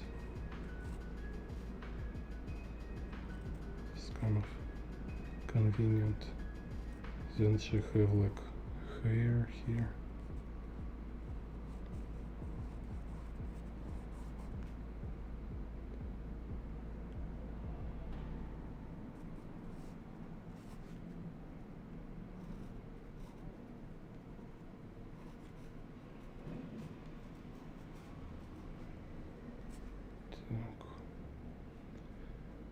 There is moon, some palm tree. So again, you see, because I tell myself I don't want to depict everything exactly as in the reference. I just say, oh, if there is palm tree, I like to put it here. And I don't care where is it on the actual reference. It's why? Because it's helped me to get away from this like copying mode, you know, when you're trying to be copy machine, right? So by avoiding doing like copying everything, I'm switching into recreating mode, into drawing my thing. And the second, it's also saved me a lot of energy, because I don't need to track accuracy of every minor stuff. It's like, what is the space here, what is space here, what is proportion of all this stuff is here and there. They're secondary, so I rather think about like how I place them inside my picture. So I look there, oh, it's a building here, right? And I draw absolutely different building, but kind of in this area. Same like, oh, here is a billboard, right? So just look which kind of billboard I want to draw here, which will fit my composition better. So, and you know, like everybody start from drawing with reference when they really like looking and trying to, oh, where's here? I need to everything make exactly like same place. Everything need to have some proportions. And it's like unnecessary. It's absolutely unnecessary, and actually it requires so many effort. You know, it's kind of like computer game, right? And they're talking about optimization. So you can have like super realistically detailed looking game, which takes much like less your computer resources if optimization was done properly. If there is bad optimization, then game itself looks like there is no much kind of no much details, but because a lot of like unnecessary, invisible to bare eye details, it's super heavy and requiring. You know, same here. It's like don't focus too much on secondary stuff, because it's all taking your resources, and then you don't have resources for making something really important. It's like you need to, you know,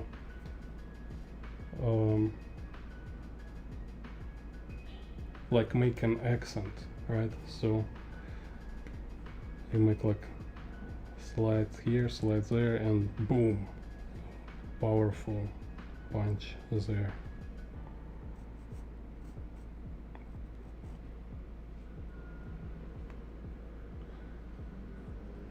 Так, so.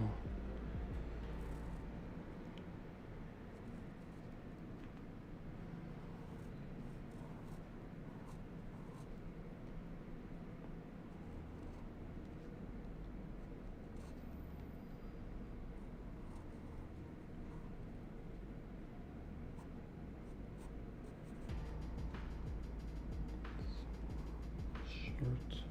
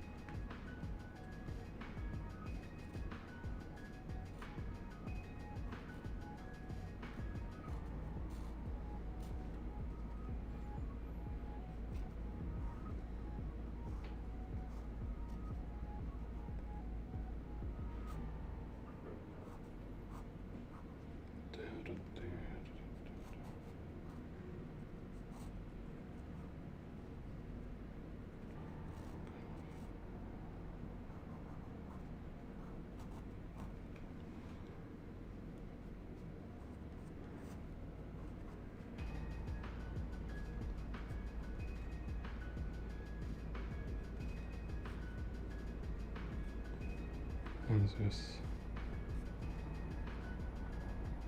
Jim Bond man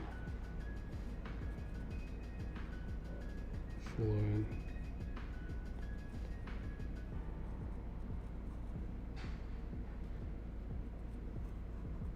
With a cape. Who are you? I'm a Bond, Jim Bond man. Look.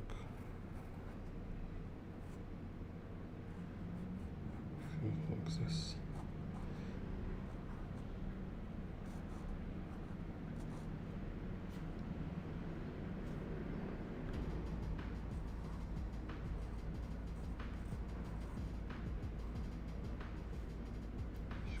Check it here.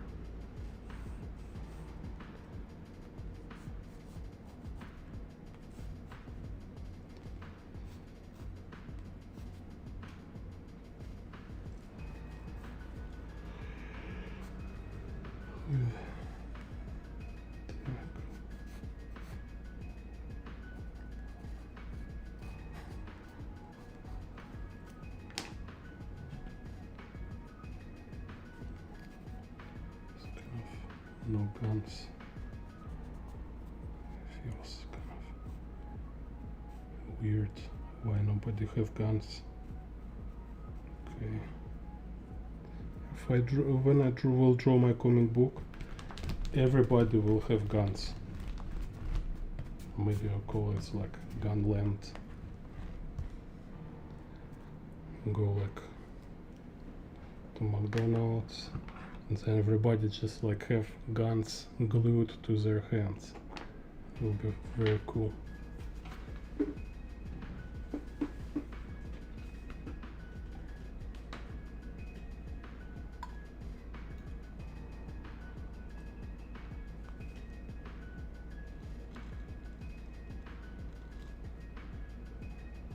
Yeah, maybe I just invented new setting, new genre.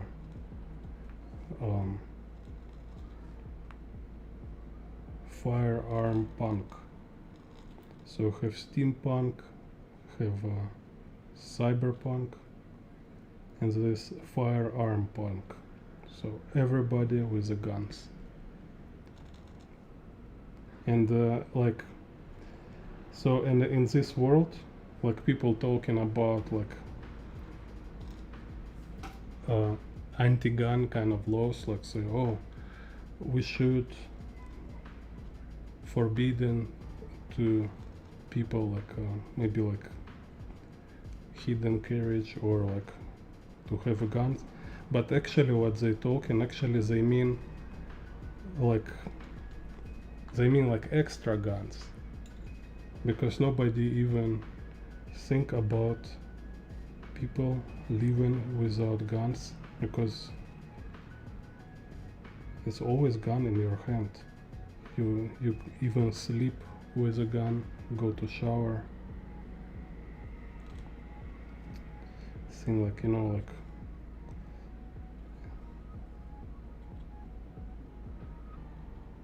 if I get like, if I became American, I think this how I live.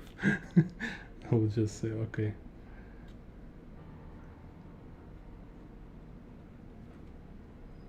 Or Israel. I think in Israel also, if you like veteran, I think you also can carry a gun.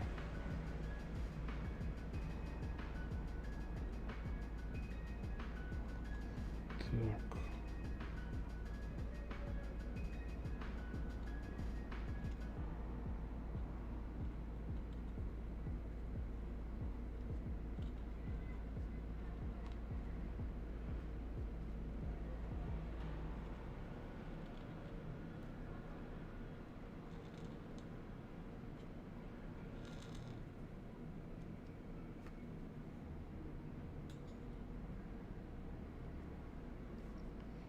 Так.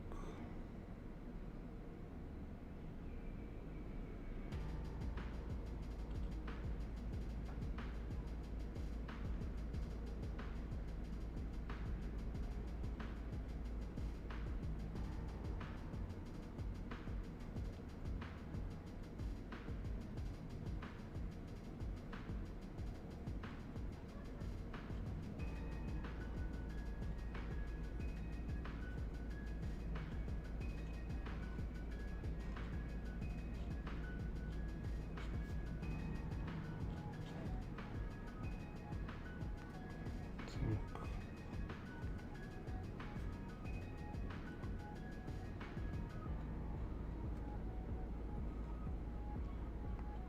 I have some kind of jeans jacket.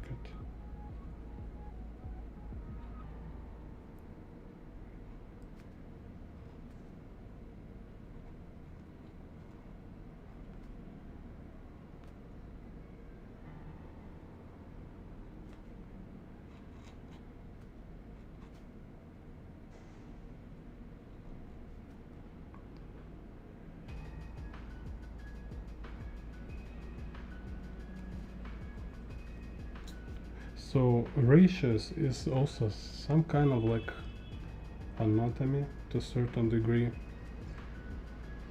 It's like once you learn anatomy, you will not think about it all the time. So it's kind of like idea of learning. It's to learn to point when it became automotive. When it became automotive, then it means you learn it.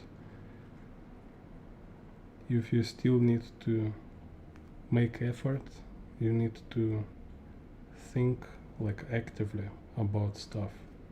It means you still kind of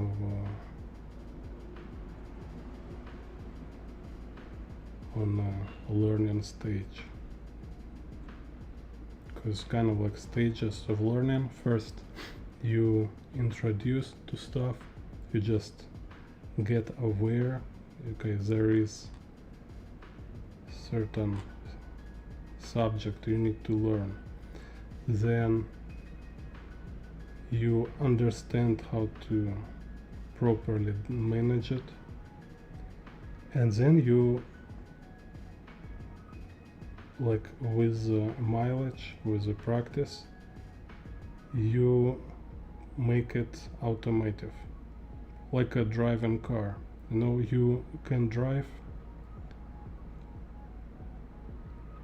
when you don't need to think about it. No, I mean like this kind of, you get to this normal stage of driving car. It's when you don't need to kind of really think about everything, every move you do. Is like, oh, change gear, look in the mirrors, change gear, look in the mirrors, you know. You're just doing it automatically.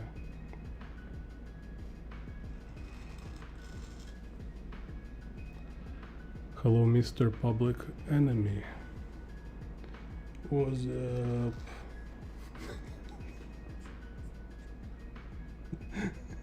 The most introverted was up ever.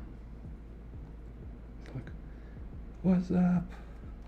What's up?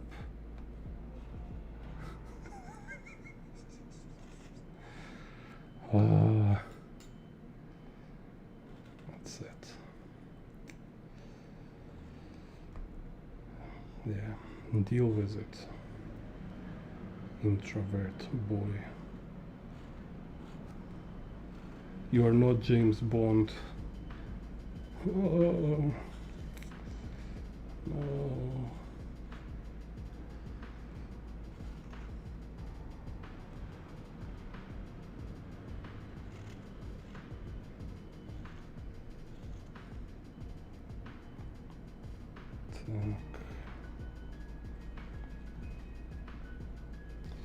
At the same time, I can be like super extroverted,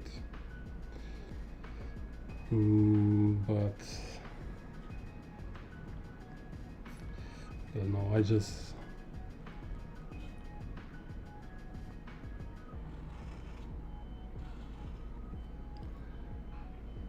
it takes so much energy, so I like to do it when it's really necessary.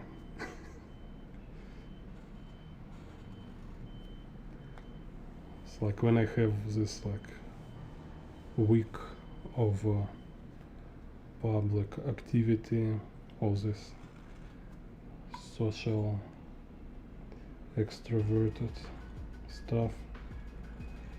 After I need like 2 days to recover, I just sit at home watching in the wall.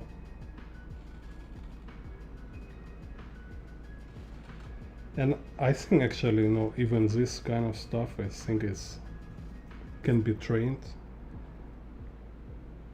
can be more extroverted, but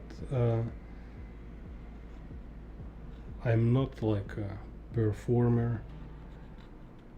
I'm not like a singer performing from a stage, so I don't need like this kind of level of extroversy.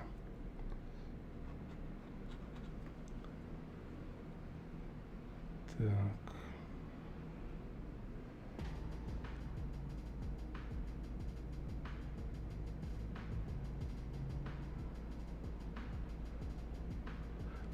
Yeah, W. Yeah, this kind of how it works.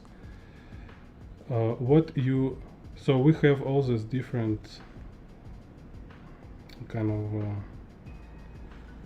subjects, right? Like how to draw perspective, for example, how to draw vehicles, how to draw animals. And you can improve all of them separately. You can just like kind of like a study language. Imagine like you want to study 5 language, right? So maybe you have like 1 day in a week for each language.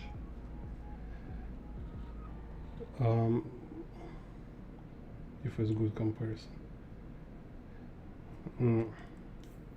No, maybe more gym again. Maybe gym is better comparison again. So it's like you have leg day, you have arm day, and you have like chest and back day. Okay, so you train them separately, but then in some situations when you need to use your strength of your body, kind of your power, kind of, right, you will use all your muscles together, but you build them, train them separately, and also you train how to use all them together. Okay, so it's kind of complicated, right? So yeah, you study perspective, you study anatomy, you study vehicles. You can you can study them absolutely separated from each other, and you can have like absolutely different level. Like your perspective is on automotive level, your anatomy kind of almost there. So it means like you still need to memorize, kind of like, okay, how to draw here, how to draw from this angle, this muscle, but it requires much less effort. It's not so kind of don't require so much attention as before, you know. And let's say drawing animals for you is still kind of like, oh no, I never draw animals before, I need to spend a lot of time for make sure like animals look right. So yeah, this is what you always have, something you improve, some aspects of a making picture already on automotive stage. And this why it's important, because more aspects of making picture is automotive, it means more free resources you have to deal with other stuff, right? So like my perspective is composition, like they're on automotive stage. So when I think about them, I think in a creative way. I think how I use composition and perspective, so I will create impact I want to create. Okay, so it's more kind of like groovy task than kind of like make it right task. But then I have like anatomy and clothing currently for me is kind of something I struggle with. You know, I like, even like I spent a lot of years study anatomy, a lot. I just I almost there, but still kind of I kind of very soon I will be fluent with anatomy. Very soon, just but realistically not there yet. So it's kind of, I feel like it's take a lot of attention for me. Yeah.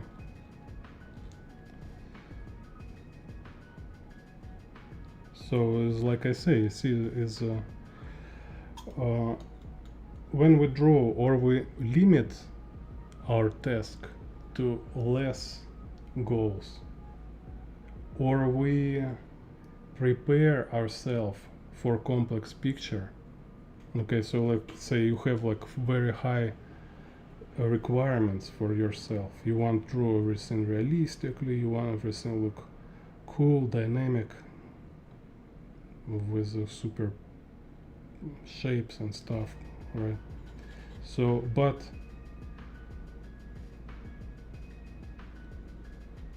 all of these things, you are beginner. You beginner with everything. So it will like devastating for you to wrestle with this stuff, because everything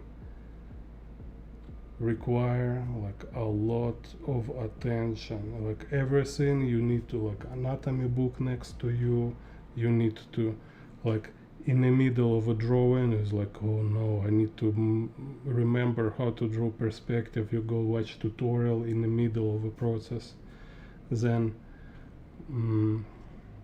kind of like you need to redraw again and again certain pose, because even with reference still you can't catch this freaking pose, and like you were drawing, you're raising again and again, you know. So everything is challenging. So or you accept it, you accept like your level not perfect and you making pictures with many errors, and you keep trying, keep improving, or you limit it to less requirements.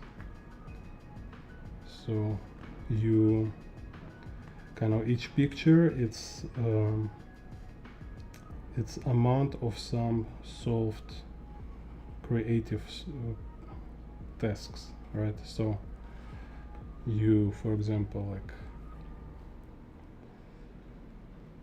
like maybe you draw like very simple perspective, like comic books without backgrounds, something like this, and you have like in a 30 page you have like 3 picture with environment.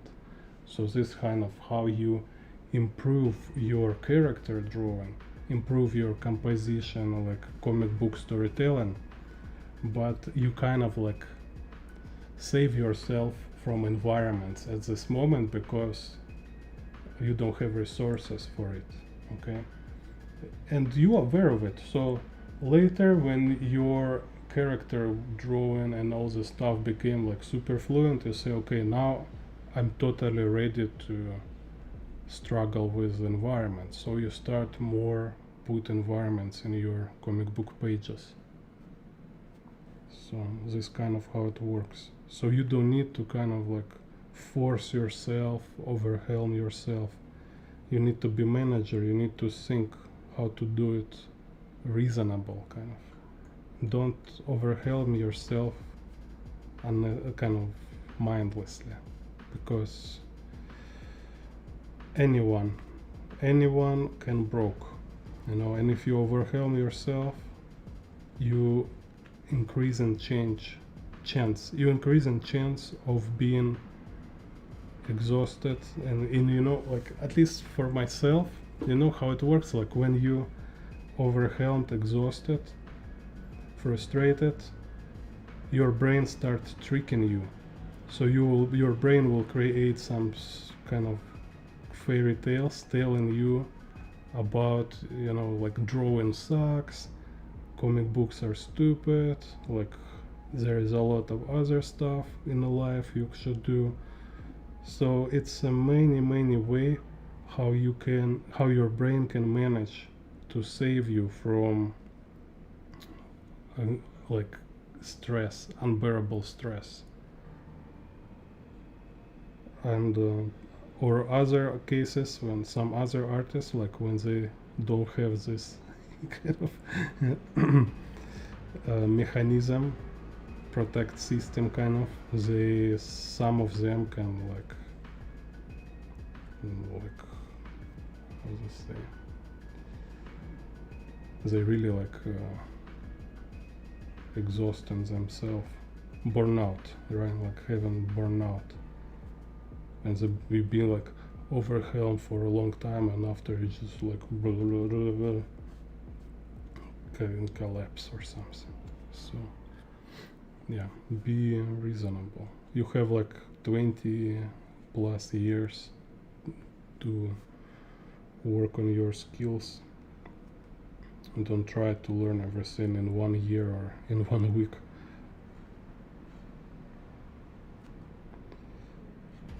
Don't try to be John Wick. W-E-E-K.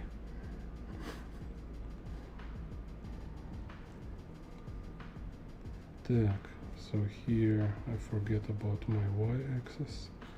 It should be like there. Okay. So some lines on the ground.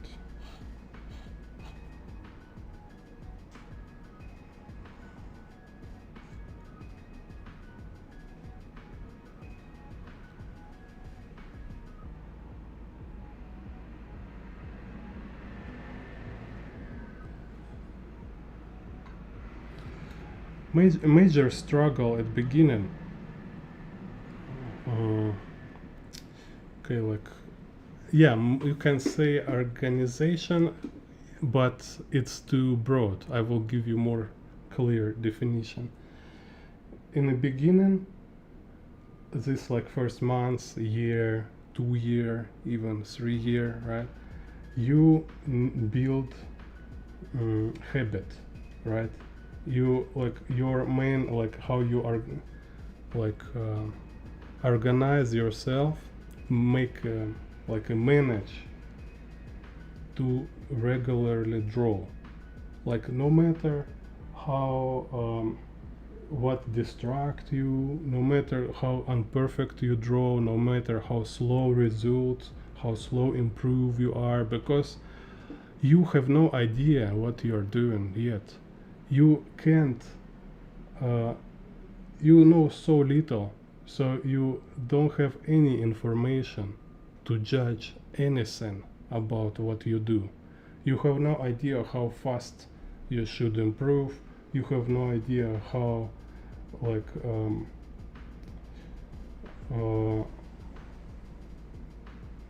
you can't properly like judge and compare or whatever, you know. So all your thoughts in the first first years, all your guessing, all your ideas, all this is just how you learn to think, how you improve your understanding of art and stuff like that, right? So yeah, number one, probably can say number one, you just need to manage whatever story you tell yourself, whatever way you find convenient for you to organize yourself, but make yourself draw constantly. Like best perfect kind of, it's 8 hour 5 day a week, so it's kind of like perfect average time. But if you work whatever, right, so maybe you don't have so much time, then it's not perfect conditions, kind of, right? Like when I was studying at college, like we have like really, you know, like a really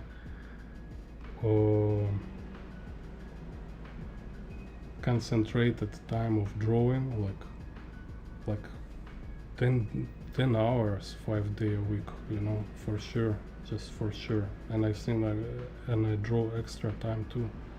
So and for example, I tell you, like you can example with one picture, maybe it will be like better to understand.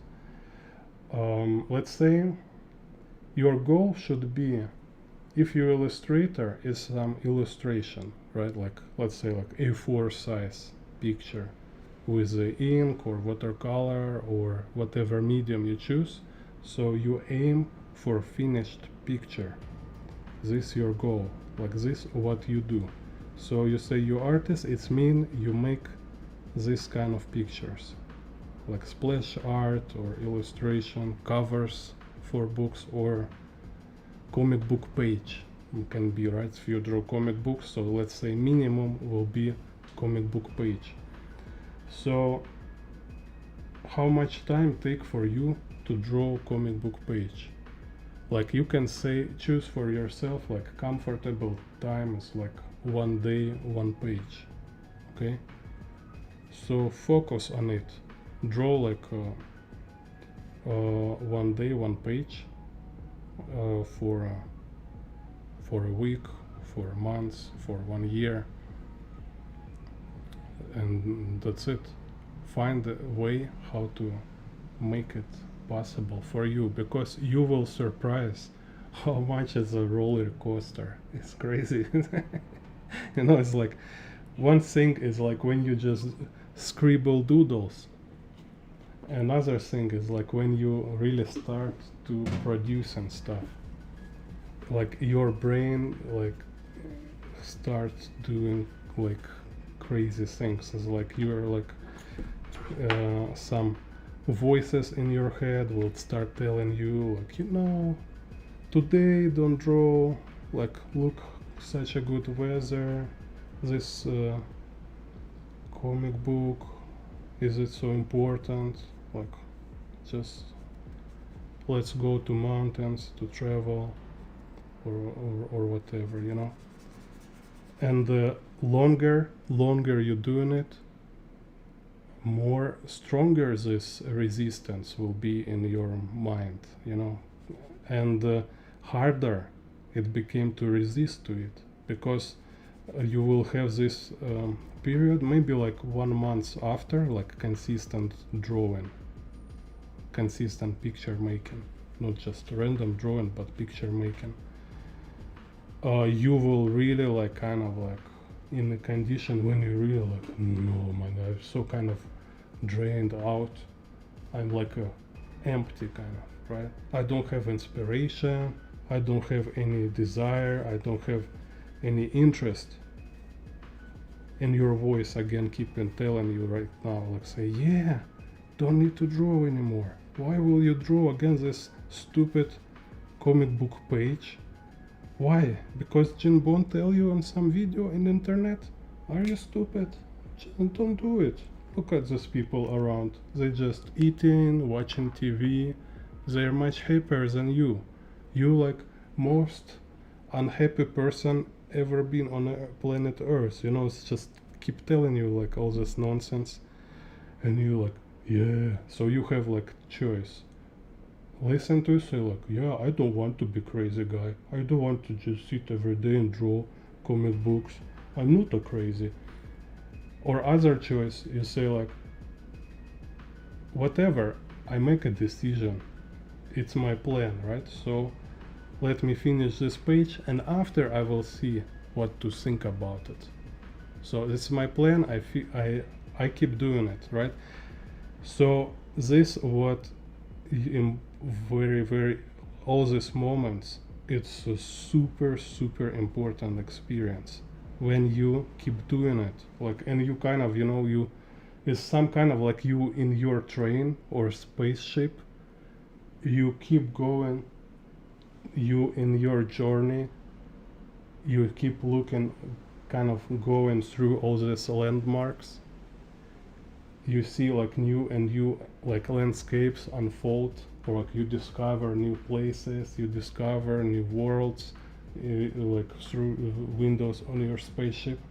But also you see a lot of crazy stuff happen, a lot of stuff like trying to stop your spaceship, a lot of stuff trying to break your spaceship, and you like say, what the hell, like, let me be, I'm kind of flying here. That's, don't touch my freaking ship. Like, you know, like it's kind of like zombies outside. Sometimes there's like swarms of mosquito. Sometimes like your engine have some problem and you need to kind of go to fix your engine, and you keep flying. Then, you know, but you keep moving, you keep moving, and then you realize, oh, so this is what means to be artist. To be means to make something, right? Like baker, he have bakery. What's mean have bakery? It's mean you maintain it.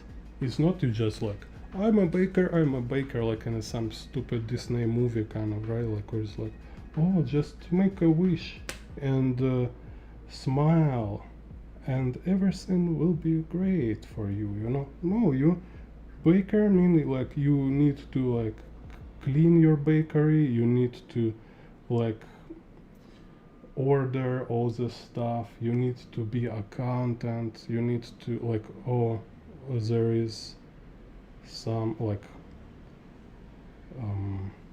supplier problem, you find new supplier for your bakery, you need to wake up early, go to start to cooking bread, you need to talk with the people, you need to make advertising.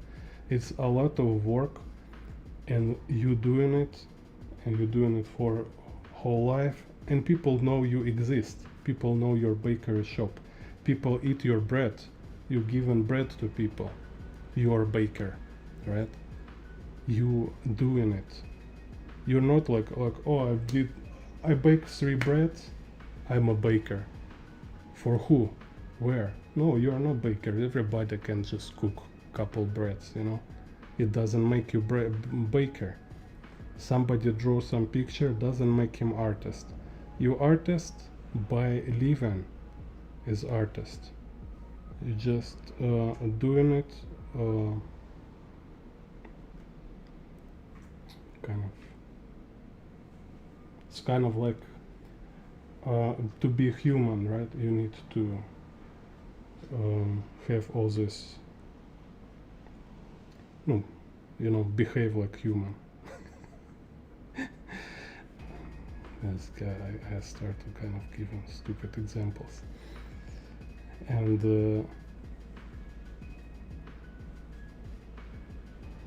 you're artist while you're living as artist, which means you're making pictures. So this is what first you need to learn how to be like, you start and you never stop.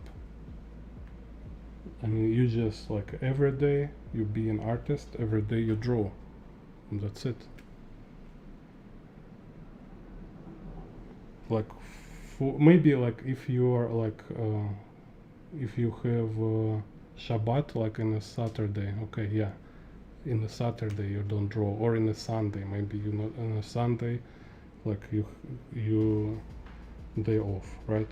Or whatever, right? So you can have like 1 or 2 days a week for vacation. So I mean, you just treat it as a job, kind of like a baker.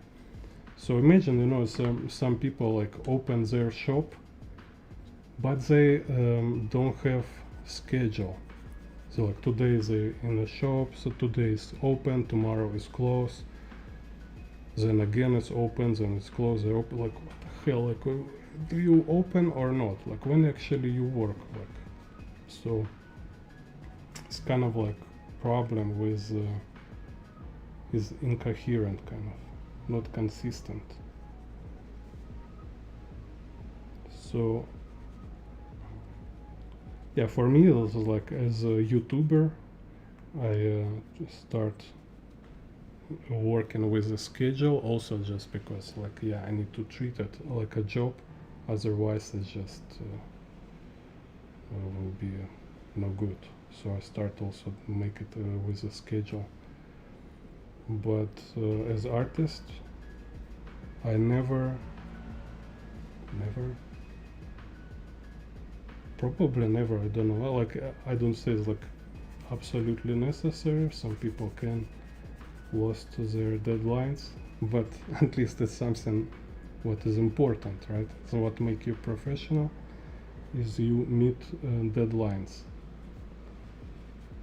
So, and I prepare myself for this, so when I have job I can handle. And sometimes my deadlines been like insane, like I did like huge mural, I showed before already, like I did huge mural like on a wall, like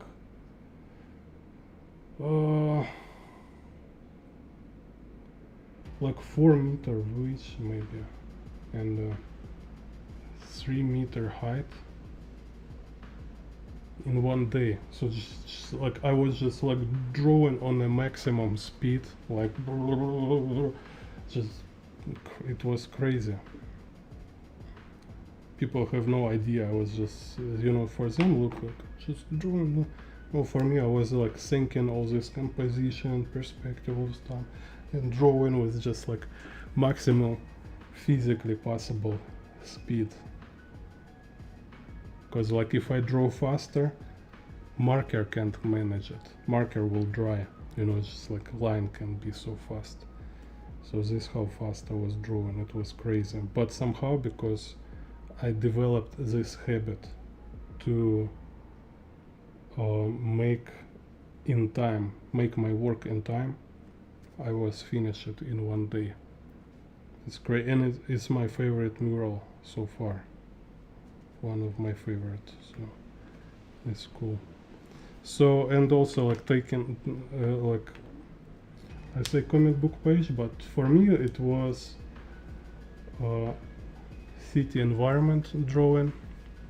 So I was drawing like city view, and the progress was like when I start in 2009, I decide I was decide to be like a travel artist, to draw like landscapes of different cities, drawing streets. So, and I drew this first picture. Took me like 40 minutes. And I remember this 40 minutes, I was like absolutely exhausted. I was like, whoa. No, it's just after 40 minutes of drawing, I can't focus anymore. So it's like, okay, 40 minutes, finish. And then it was like next picture like was like 45 minutes. Then eventually I can draw 1 hour. Then eventually I can draw picture 1 hour and a half. Then I can draw 2 hours. Eventually, like my record in Hong Kong, like when I was picture on the street, right, like outdoors. So standing. I don't have chair or something, just standing. I have like with me water and sneakers for food. So in a row, 7 hours. I was drawing 7 hours in a row. Just like standing drawing one picture for 7 hours. Before it was absolutely impossible. So I kind of like with the time I developed this ability to focus for so long. And it's like similar like a kind of like a driving truck. You know, it's not just like sitting in a car. You actually like need to focus.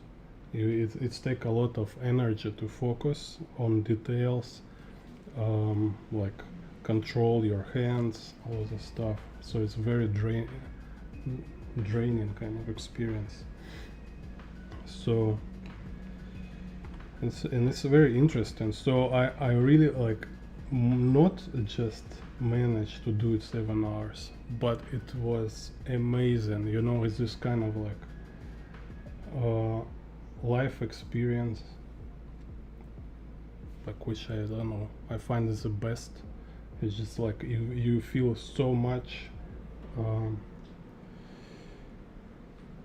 so kind of like an epic moment of soberness. You know, you're like being absolutely aware, kind of at your maximum ability, kind of like it's like absolutely like amazing altered state of mind.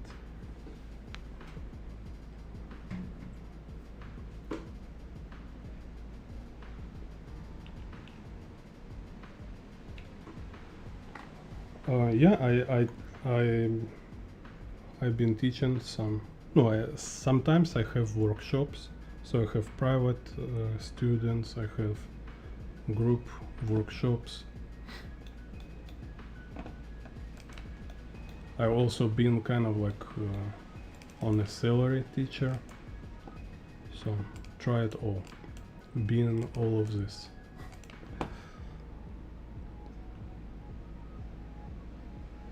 Currently I freelance artist. I have some I have a job right now, like artist job, and but mostly I like to make my own projects, like this motorcycle book. In the future will be comic books too. So I'll make my comic books. Hope next year will start.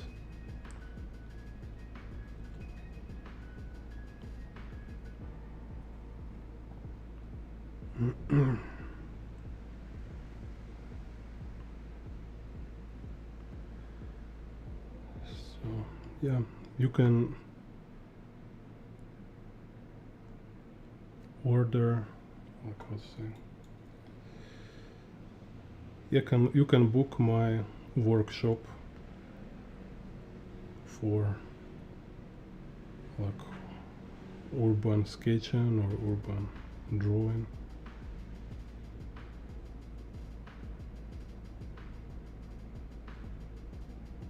This is like my main expertise actually is drawing streets.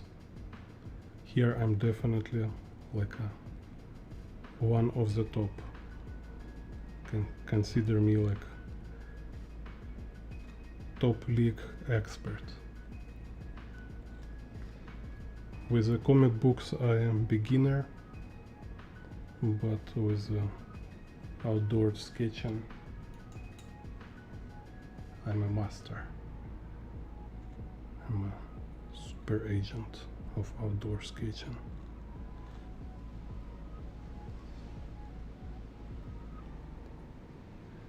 It's just like I find it that I still have this like childhood dream to draw my own comic book, so I decided to, you know,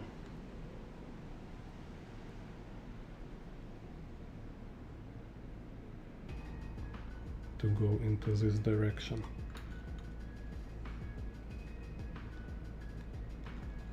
And technically, of course, comic books is much harder. Like making like art for exhibition, you know, for art collectors, with some good verbal skills. Kind of. You can sell any level of artwork. I don't need to even be a good artist. But in entertainment, like in comic book art, for example, viewers always will tell true, right? Like your comic book good or not. You can like make some artsy crap. It should be like really good stuff.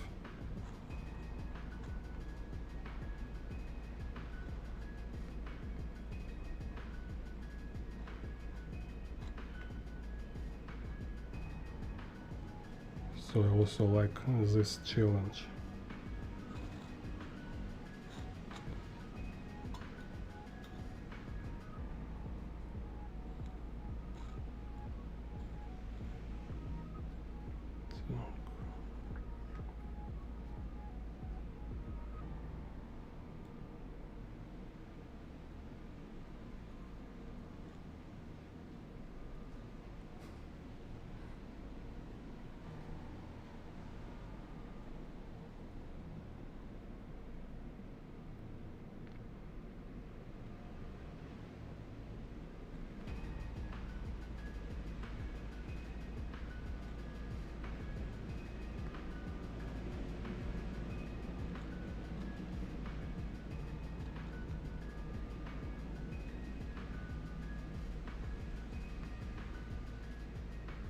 Yeah.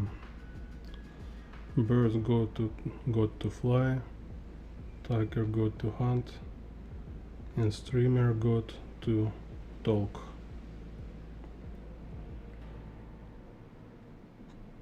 Or I don't know, maybe have some vibing.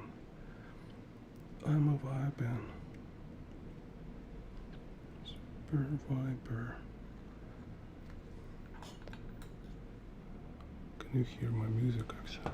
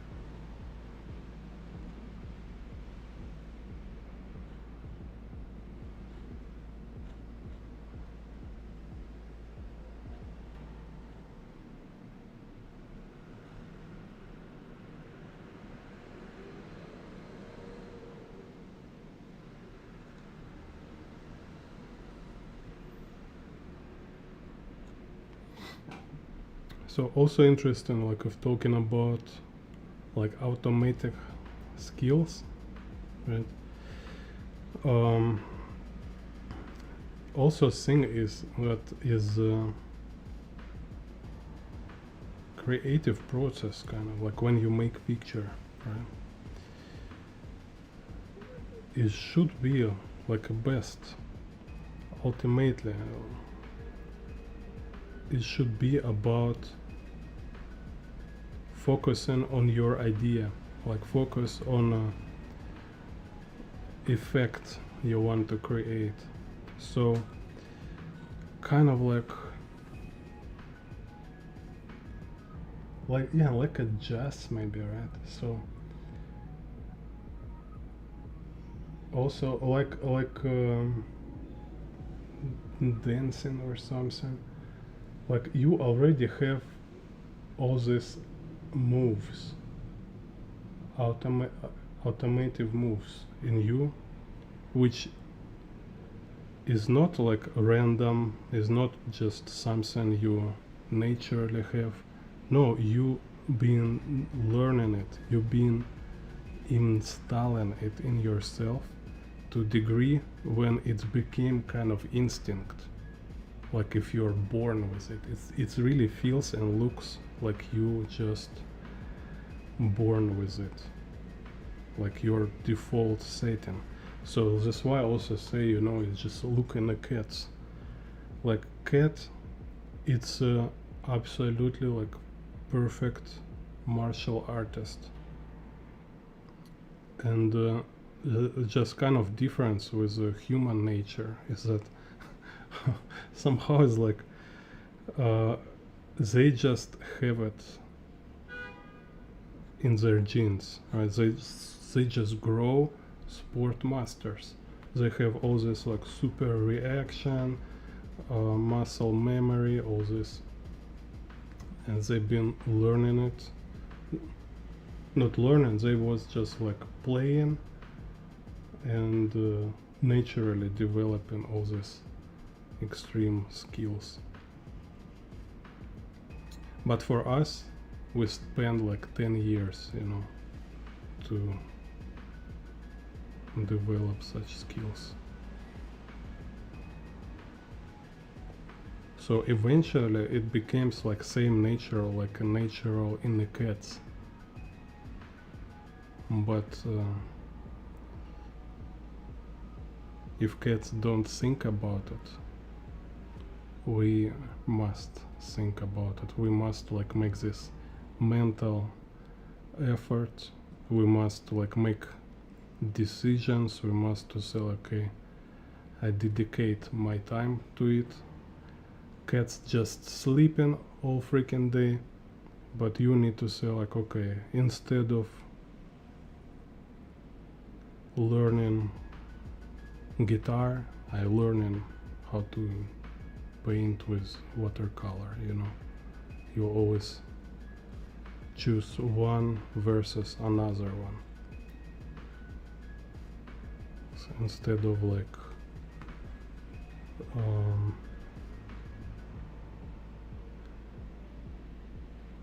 build your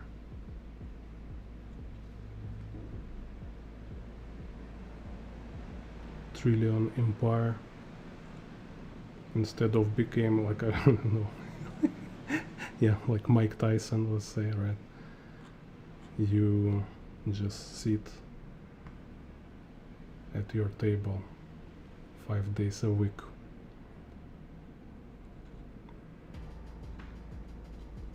So that's kind of interesting. Same thing, but we have really different talents, kind of. Yeah, and same also maybe like this example with cat. Some people, they're more talented and they can learn faster. They need less effort than you.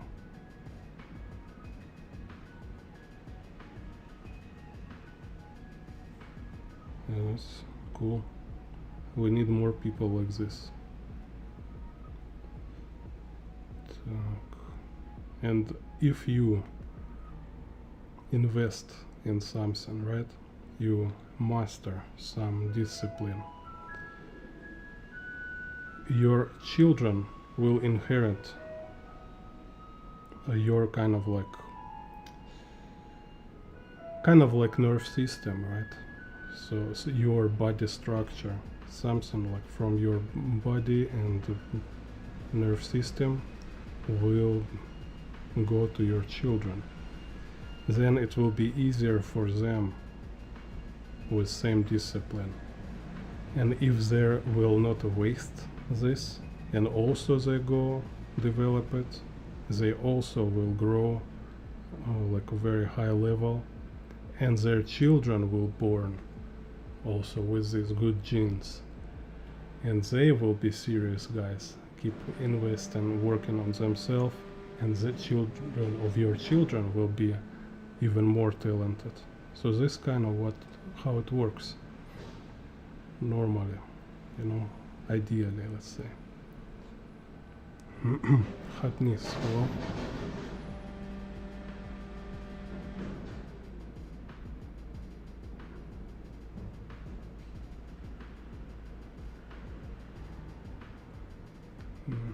Hatnis.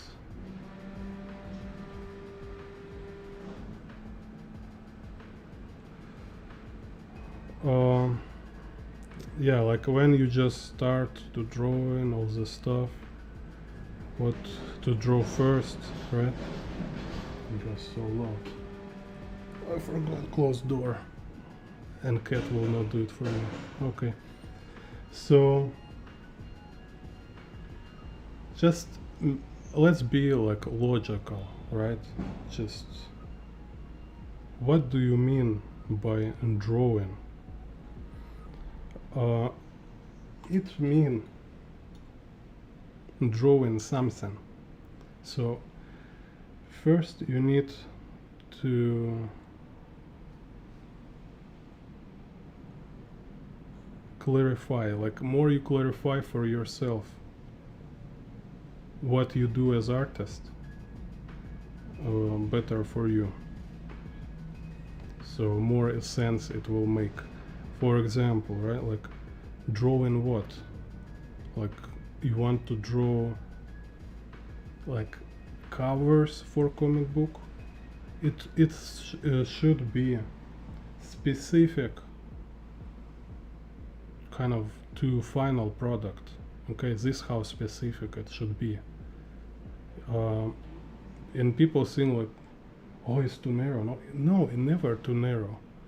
You start doing one thing, then once you manage to do this thing, you can switch to doing another thing. But if you don't focus on anything, most likely you will never be good at anything particularly, So first thing is just like choose what kind of art you want to do, like comic book or illustration, storyboard. It's first step. Step number 2, you start drawing them. That's it. No need workshops. All you need is to see example of art you want to do, because you already seen art, right? You already have idea what kind of artworks can be. That's why you kind of decide to be artist. So what is examples of art which showing you, okay, this is a good art, and when you make art it should be like this, and this is your start. Don't need again workshops, anything. Just choose art direction and start to draw this specific kind of art, which means again, you're not just drawing doodles, you're not just like drawing faces or hands or toes on the feet. No, you're making like pictures or comic book pages. Okay, and once you have like dozen or 100 of such drawings, you will start to notice, oh, I want to improve this, or I want to improve that. For example, I want to improve my perspective, right? I say, okay, you're right, like this checklist, perspective. Also, I want to improve anatomy. Also, I want better understand composition. You're right, composition. You can put it the list somewhere on the wall, and when you have time, you go and study one of these. And you, for example, you say, oh, perspective in a list. How can I study perspective? Go to Google, go to YouTube, find a book in a bookstore, call your friends, ask like what kind of book or something I can use. Whatever you can find, because in the beginning everything will be okay. And at least with perspective, you already lucky you find my channel, because kind of like realistically all you need you can find here. All you need for like rest of your life about perspective. But then like anatomy, okay, you find some another like YouTube channel or book about anatomy, but better both, better everything.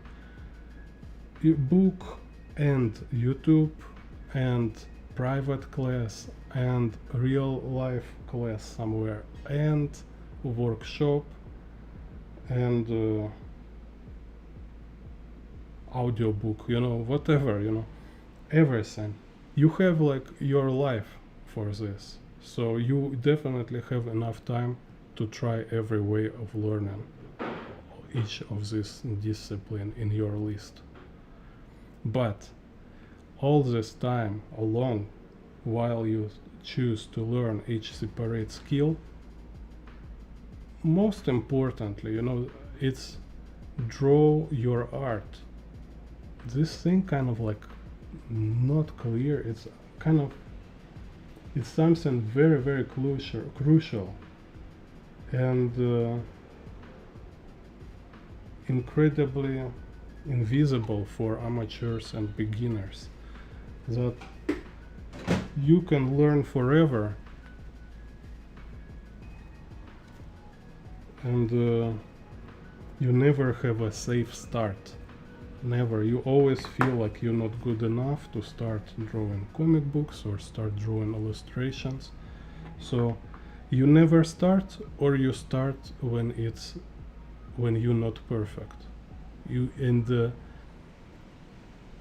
can start drawing pictures, drawing your illustrations immediately. You have no excuse to prolong it, to kind of keep it for future. It's surprisingly how obvious it is, and eventually you will realize it if you will not abandon on drawing. Eventually everybody realizing it, that you just need to start to make pictures, start making artworks, art products, art pieces, just because this is what artists do. If you learn art, you're not artist, you're student. Okay, so if you want to be artist, you start making artworks, and once you make them, once you became like regular making them, okay, you're already artist. You just have some like blind, kind of like you have some weaknesses, you have some things you should work on, but nobody perfect. There is a range. There is some like artists who's like absolute monsters, like who can do everything, like colors, anatomy, perspective, everything. They're just like maestro, virtuoso, right? okay, not every, it's very few. Most likely you will never like them. So if you will, great. It's like, consider it more like you are blessed, okay, like you are lucky and blessed, because to be this is not only a lot of work, but you also need to be talented, like exceptionally talented. But even these masters doing mistakes, even these masters have errors in their drawing, in their art.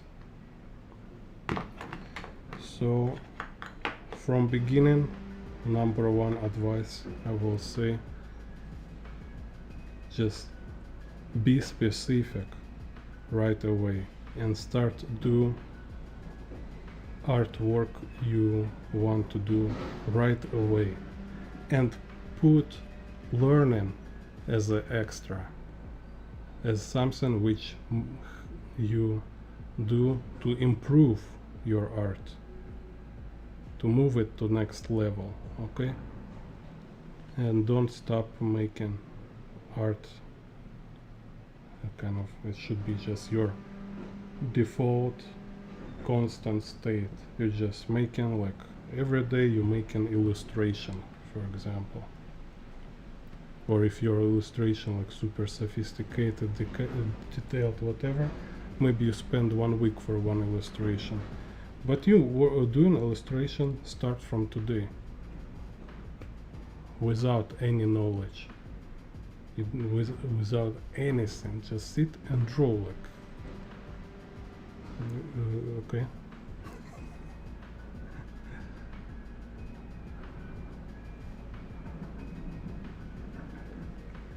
Hope I was kind of convincing. Okay, kind of this.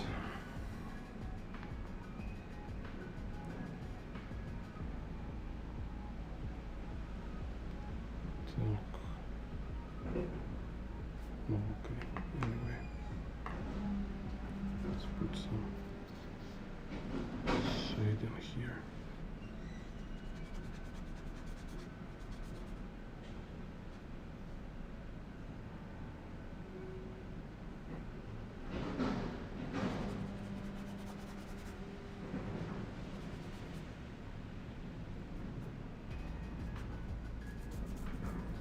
Okay, so for today I think finish here. So thank you everybody for watching. It's fun to talk with you.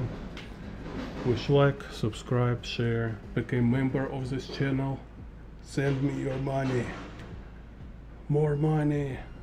It's just kind of price of one coffee in a month, and you will make me like super happy.